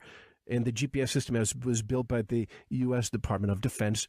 It has a huge deliberate gap in the southern hemisphere only. Why? I'm concerned about my loved ones and my fellow citizens, Eric. Right. Now, why is it called GPS and not EPS, Earth positioning? Mm-hmm. Just another subtle indoctrination into the globe. What was your question? Why is there? No, that I'm concerned that if we are traveling via air in the southern hemisphere, GPS all of a sudden, boom, disappears, and we can't track the people. Yeah, some of the flights in the southern hemisphere, like when they go over the oceans, for some reason, the GPS just shuts off. That's right. This could be because there are no satellites and it's just ground-based. So there's certain places in the southern oceans that don't have towers that can reach them. That's one possibility. The other possibility is that they just don't want this to be exposed. And if you see how long it takes flights to traverse the southern hemisphere and the paths that they're taking, where they're actually coming up into the northern hemisphere and then back down to the southern hemisphere, because what they're really doing is just taking a straight shot across the flat Earth instead of going, around the ball as they claim they're doing. This is another reason. So it could be because they're having technological problems making the thing go all the way over the flat Earth, or it could be because they just don't want the deception to be exposed. So as a result, like you said, they're putting your loved ones in danger so that their conspiracy doesn't become in danger. Here's another thought to ponder. We know that governments really don't rule. The corporation rules. Let's pick the number one industry in the world, oil. Let's pick one, Exxon, Mobil, whatever. Wouldn't they have gone down to Antarctica to start drilling or finding more resources? You think wealth is being hidden? Right. Yeah. There's obviously more land down there than we've been told, so there's more land being hidden. If Admiral Byrd is to be believed, it's a gold mine down there of natural resources that corporations would certainly want to go down and invest in. But we've got these Arctic and Antarctic treaties that have been signed so that they're not allowed to do so. But that begs the question, then why have these things been signed, and why aren't they going down there anyway and just saying, screw the treaty? There's got to be something big there. I mean, like you said, that it's patrolled. There's military vessels that won't let you go. Brooks Agnew, like you said, couldn't go. Rodney Clough, he's a hollow earther, tried to go to the North Pole. He got turned around by military vessels. So they want to keep you in the middle of the flat Earth. They don't want, or the middle latitudes. They don't want you to go to the very middle, the center, the North Pole, and they don't want you to go to the edges, Antarctica. They keep you in the middle ring, as it were, the Middle Earth of the Lord of the Rings. It's interesting. There's a mountain in that, the latest Lord of the Rings movie, and that's where they rule from. So the North Pole would obviously be, if it's at the center of the flat Earth, the most strategic location to own. Just like in the Lord of the Rings, the one ring to rule them all would be the central ring, and the outer ring, they keep us from that. And then the middle ring between the central and outer rings, that's where we're allowed to go. We're like the mice in the lab, like you said, and what they've done is they've put us in a maze. They've put television screens all around the mice, showing them that their prison has no walls. It's a ball. You can just keep going around it. And so the mice don't even think to try to find the edge, because there isn't one. They don't try to think to find the inner or outer extremity, because there isn't one. You're on a sphere. Just give us bread and circus and we'll be happy. Every point is equal to every other point. So there's no point that encourages exploration more than any other. So it's ingenious what they've done there. And then if any intrepid free thinkers get beyond their propaganda and actually try to traverse into the inner or outer rings, they've got those guarded by a heavy hand. So first they've got the soft method by brainwashing you, then they've got the hard method by physically enforcing the boundaries.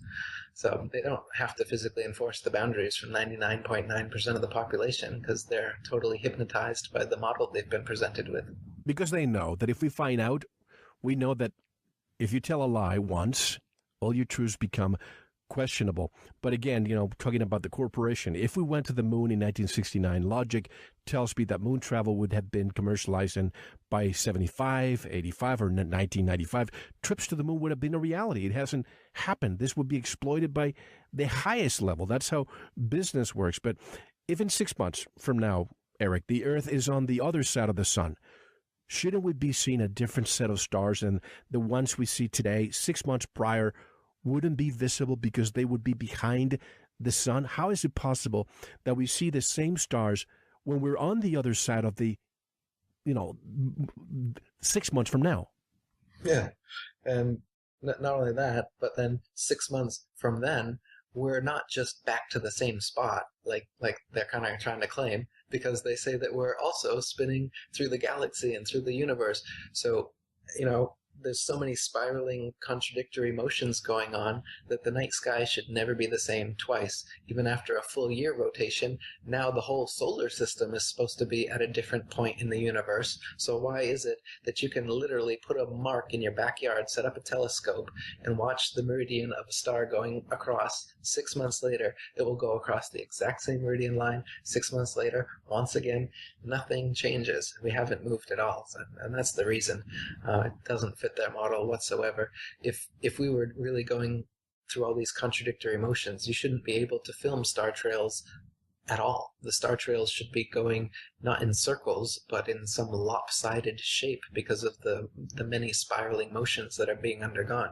But in reality, you can point your camera towards the North Star, and every star goes in perfect circles around it because it's the stars that are moving, not us. Do you see I'm sorry, finish your statement.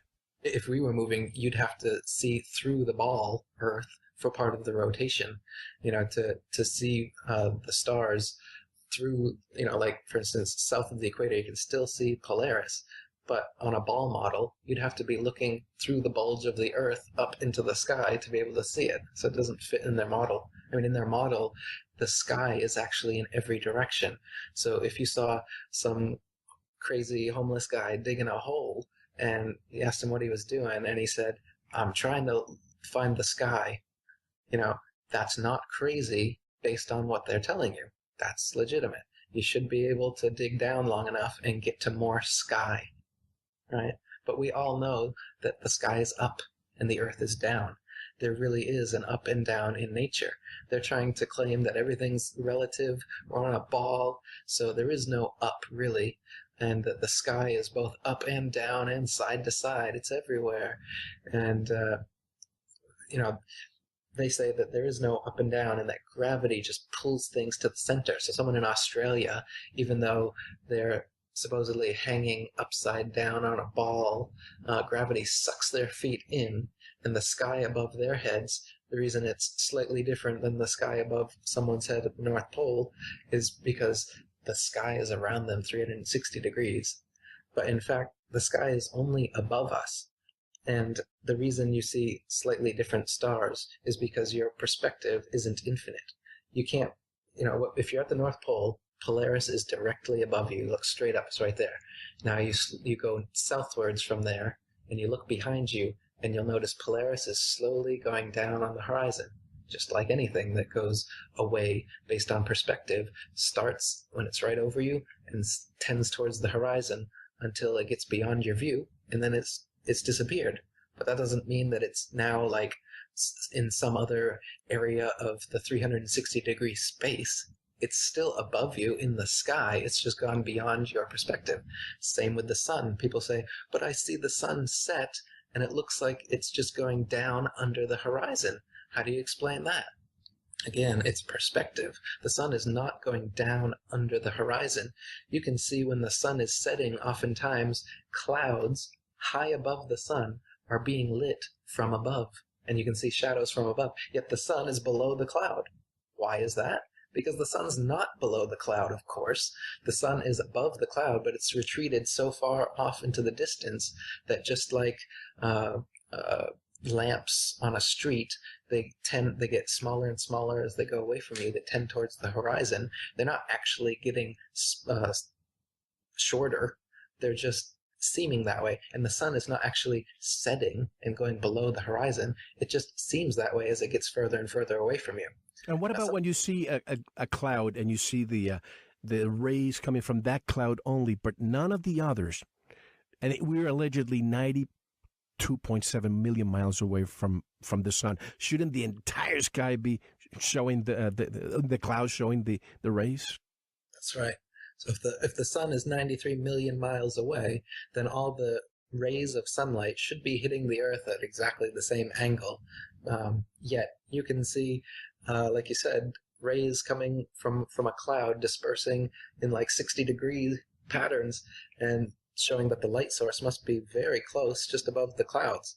And their explanation for this, they call them crepuscular rays. They say, oh, well, it's this phenomenon where the light hits the cloud and somehow it disperses and makes it look like it's coming from a center point right above the clouds, but it's actually 93 million miles away. Trust us, trust us.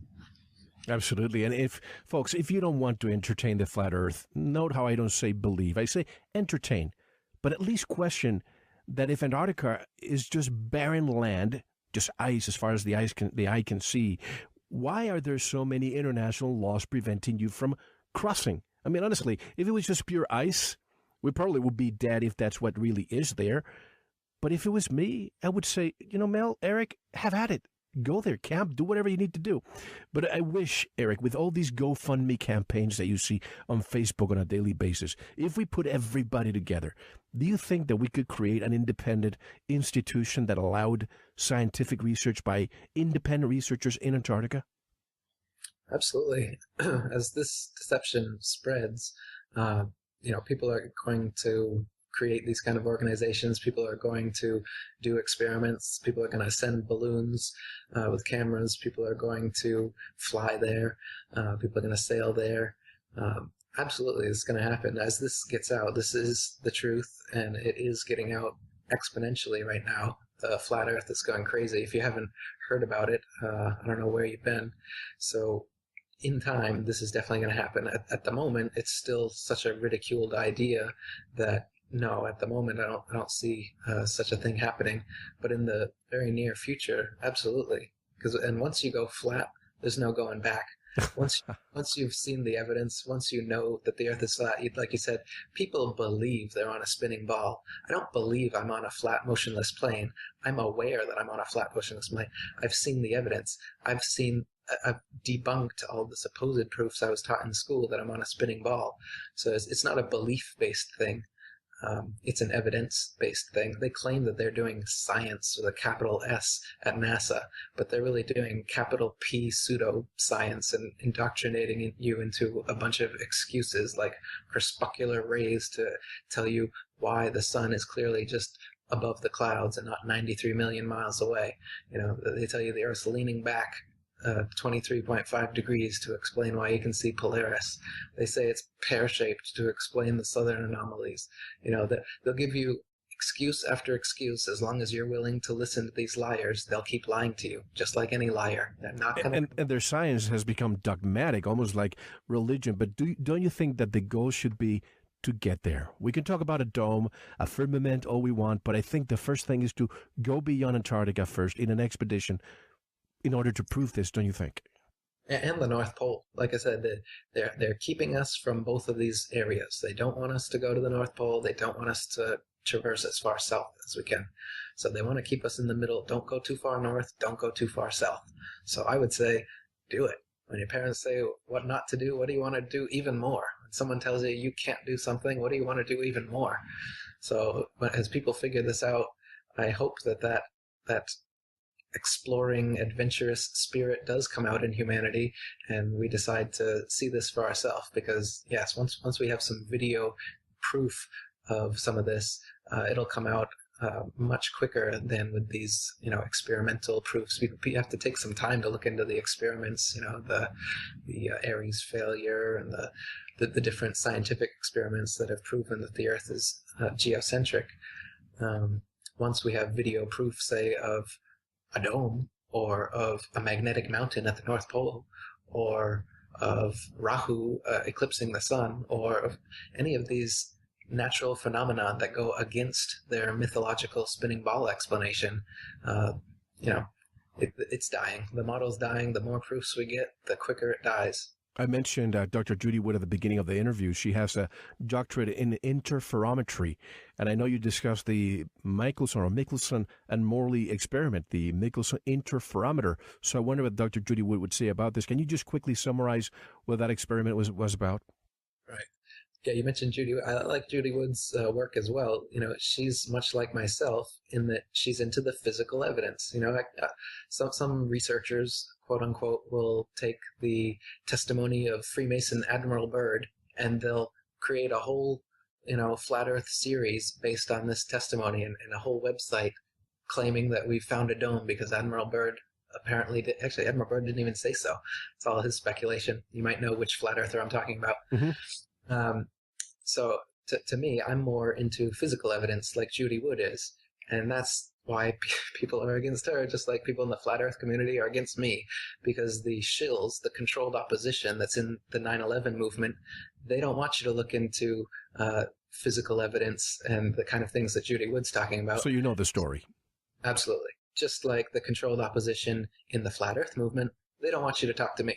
They want you to the best way to control the opposition is to lead it ourselves, Lenin. And they've been doing it. Exactly. They have the Flat Earth Society all set up with their controlled opposition, fake explanations for everything that turns people off from the flat Earth because they give incorrect explanations for things. They have people like Mark Sargent, who I was just talking about, who come in to obfuscate and muddy the waters and throw in hologram moons and other nonsense to make the flat Earth subject seem crazy to neophytes. And they won't talk about certain issues like the Holocaust or the Jews or Freemasons, and they try to pin it just on NASA. It's only NASA. Don't look behind NASA at the fact that it was all Freemasons who started NASA and started the whole ball Earth deception. And don't look behind Freemasonry and see that it's Judaism that started Freemasonry from the get-go. So who's actually behind the spinning ball model? The Jews. And this is the main thing they don't want you to know, and this is the main thing I'm demonized for, and the reason why I'm a pariah flat earther, but I'm also the only leading flat earther, because all the others are shills that won't tell you the real truth. They're just going to get to a certain point, honeypot and gatekeep you there, and then throw in some hologram moons and other nonsense to throw off neophytes. They're not going to take you to the actual culprits, the actual Jews and Freemasons who started this up from the get-go, because they know it's coming out, and they're fine with throwing NASA under the bus once this gets out, but they don't want you to go to the true seat of power, the true pinnacle of the capstone, the Jewish Freemason power, and they know that that's what's going to happen if I'm the one that exposes it, because I'm the only one exposing who's doing it. Of course, and you're called anti-Semite. You say, oh, the sky is blue. Oh, you must be anti-Semite, but that doesn't take away the fact that the sky is blue. Does it? I think the JDL might have a different opinion of that.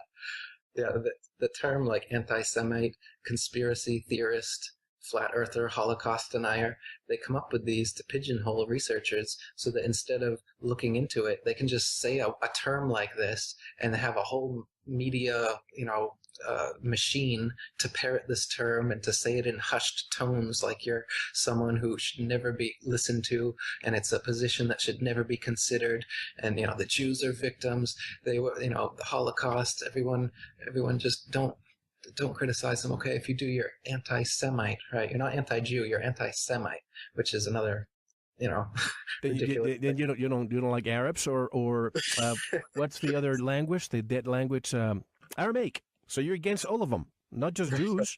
That's it. Well, anti-Jew is just to the point. Yeah. Right. They don't want you to know what's actually going on here, so they create a new label that sounds like there's something wrong with it. Sounds like you're against a race, and that's another card the Jews play, is claiming that they are a race. It's just a psychopathic tribe with an idea, a cult ideology that's existed for thousands of years, where they believe themselves to be superior to everyone outside of their religion. They claim to be God's chosen people, and that they were put here on earth to be masters, and that everyone else are just animals in human form to serve them. I mean, this is literal word for word from their holy book, saying that us goyim, as they call us, which means cattle, us cattle are only here put in human form to better serve them. If we were animals, we wouldn't have, opposable thumbs and all the necessary things to be good servants. Sounds crazy, but it gets even deeper than this. I mean, they talk about how if a Gentile hits a Jew, the Gentile must be killed. If you steal something from a Gentile, it can be kept. If a Jew murders a Gentile, he must be killed. But if a Gentile, the other way around, if a Jew murders a Gentile, it's God's work. It's fine. Well, when you say that they have been expelled 109 times, oh, you're an anti-Semite. Folks, once again, these are facts from the year 250 until it happened, 1948, actually. Why can't you question it? Why can't we just sit down and say, please, I have nothing against Jews because I know many of them, they're nice people. But why can't I sit down and ask why they were expelled 109 times from different locations? And they just say, oh, this is not true. I have a list right in front of me. Why is it so bad to ask the question? Right. In 18 countries in Europe, it's illegal to talk about the Holocaust. Right. You can't, they'll call it criminalized revisionism if you point out evidence of the lack of a Holocaust, the lack of gas chambers, the lack of execution orders by Hitler. If you point out these things, you will be put in prison, and many researchers and authors have been put in prison under these laws. It's the only historical event that you are legally unable to talk about. Why? Because it reveals that they are lying to you about the Holocaust, and that they are the ones that are behind everything, literally wars, the banking system, the mainstream media, this ball earth deception, circumcision, kosher slaughter, meat eating in general, Semitic. The entire conspiracy, as Hitler knew, is Jewish in origin. That's where it comes from. And that's why Hitler is the most demonized person in history, because when you go up against the greatest liars in history and you lose, you're going to become the most lied about man in history. And that's what's happened to Hitler. And that's why the Holocaust is not allowed to be talked about anywhere in Europe. It's illegal. And that's why they don't want you talking about those 109 countries they've been kicked out. They'll just tell you those countries were all 109 of them, they were anti-Semitic. Or they talk about the Holocaust, but they don't talk about Lenin and Trotsky, how many they killed. Of course, they don't want you to know how many people, how many Christians, how many Gentiles the Jewish Bolsheviks killed, how many tens of millions were killed by Jews. They just want you to know this fake number of 6 million Jews they claim died in the fake Holocaust, so that you'll see them as perpetual victims. And Steven Spielberg will put out a new victimhood movie for everyone to see every year, and everyone will continue believing that the Jews are the most... You mean like Schindler's List, the fictional movie?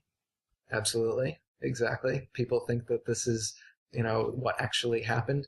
I recommend people view my documentary called Adolf Hitler versus the Jew World Order.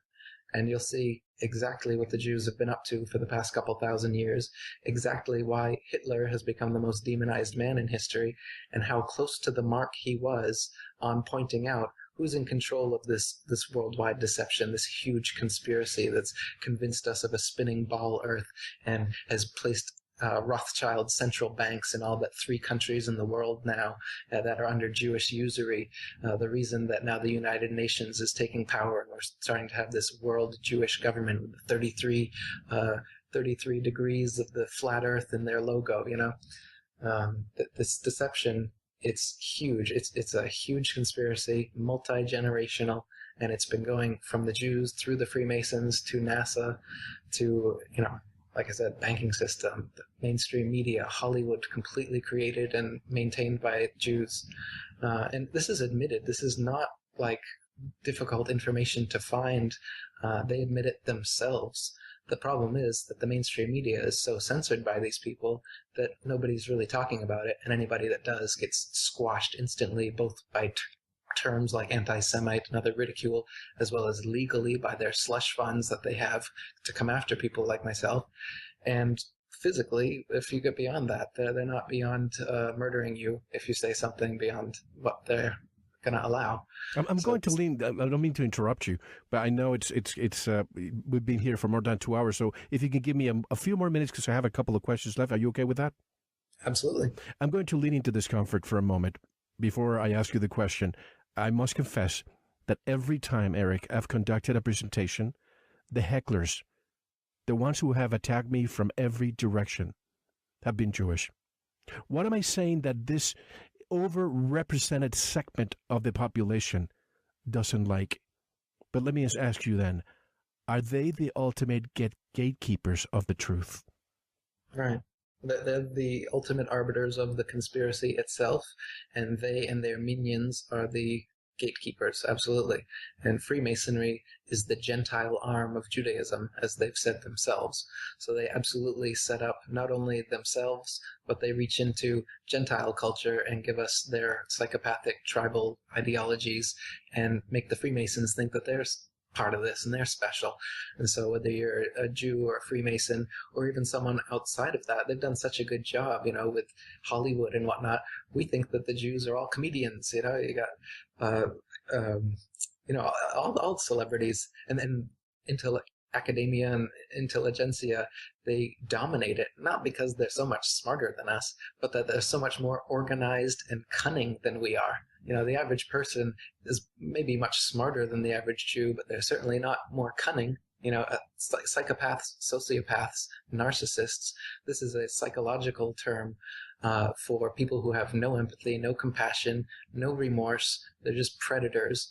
And this seems to be who gravitates towards Judaism and Freemasonry. And Judaism and Freemasonry also produces psychopaths and sociopaths because... And less than 12% of the people living in Israel are true Semitic. Right. Yeah, there's the Ashkenazi, Sephardic... Khazars, right? So there's... And of course, you got Ethiopian Jews. You got Jews of every nationality, race, color, creed, country. But they claim that they're a race. They when they want to, of course. Sometimes they'll claim not to be when that's convenient. But what they do is they say that anyone born of a Jewish mother, regardless of belief, remains a Jew for all of lifetime. And so through this weird idea, they're able to now be somewhere in between a religion and a race and to use religious and racial ideologies whenever it suits them. So they can be a race if they want to, a religion if they want to, they're whatever. But you can hear them talk about themselves. What they really are is a psychopathic tribal cult convinced that they are the supreme humans and all humans outside of their cult should serve them. And they're always playing the victim, and I wonder why we send them billions of dollars every year, because last time I checked, they're pretty smart. And if you and I are born in Israel and we have several generations of father, grandfather, great-grandfather, but we're not Jewish, we're not Israeli citizens, we're just residents of the country. Right. Legal residents. Germany's still paying reparations. They've been paying for like 100 years since World War I. They've been paying the Jews and other countries under Jewish control war reparations for what they didn't do. Hitler just wanted peace, and it was the Judea, the worldwide Jewry, which declared war on Germany, not the other way around. We've been fed all this propaganda that Hitler was trying to take over the world or something, when he was actually a response to Jewish Bolshevism and Stalin in Russia and everything he was doing. And he was taking over the world, him along with his Jew financiers and backers, and Hitler was trying to stop them. So in school, I never had a single unit on Stalin. Every single year, though, we had a unit on Hitler about how bad he was. I remember that explicitly. And it wasn't until I got out of college that I finally started looking into it myself and found out, even if you believe every mainstream lie about Hitler, Stalin was way worse. Why don't we hear about him?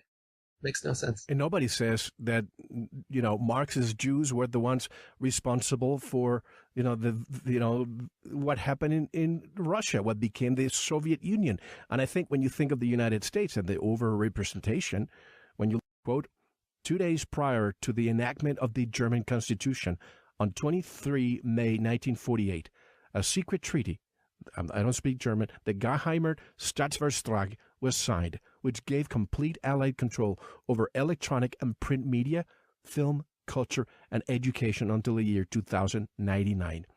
Keep a few generations brainwashed, Eric, for 150 years, and no one will ever remember what really happened. A very clever plan. Very clever. Absolutely. They're cunning. If you've ever known a psychopath or a sociopath, you know that they are ridiculously good at getting revenge. They're amazing at getting you back at perceived slights. They view themselves as the eternal victim, and everyone around them has slighted them, and they're excellent at getting you back for whatever it is that they perceive that you've done to them. And you'll notice this in one of the main religions in the world today that we're talking about. They just constantly play the victim. But in reality, they're the perpetrator. But isn't that the way to do it? And when we think of flat Earth, we think like what people are saying probably, what do Jews have to do with this? Well, because folks, there's a lot of truth that's being hidden from us for millennia. And you have to understand who controls publishing, who controls the media, who controls government. I have Absolutely. just one question left. One question left here. David from Louisiana, I'm not going to read yours because I think we have already answered your question throughout the interview. But the last question, Mark from Landenberg, Pennsylvania. Hey, Eric, allowing for the changing landscape that has brought our quote-unquote plain Earth to its current state, which quote-unquote flat Earth map, do you believe is the most accurate as verified to scale by recordable travel distances? And how do meteors, asteroids, and comets fit into the flat Earth model? Thank you, Mark. Yeah, well, like we said earlier, I'm not sure any of the maps are totally accurate, though I would say the Gleason's map is probably one of the best ones to look into. And meteors, asteroids, comets, shooting stars, so many names for apparently the same thing, they're still a mystery to me. And, what stars are exactly is a mystery to me. What stars which shoot across the sky with a little tail across them and then burn up, what those are, that's a mystery. When they come down to Earth and they make a big fireball and then disappear, what is that?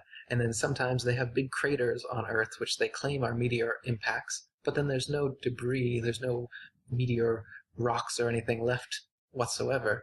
And there's actually gas pockets which have formed these same kind of things from under the Earth. So the mainstream explanation for what meteorites are is that there are these rocks floating in space that sometimes will come to the Earth and burn up or sometimes impact onto the surface.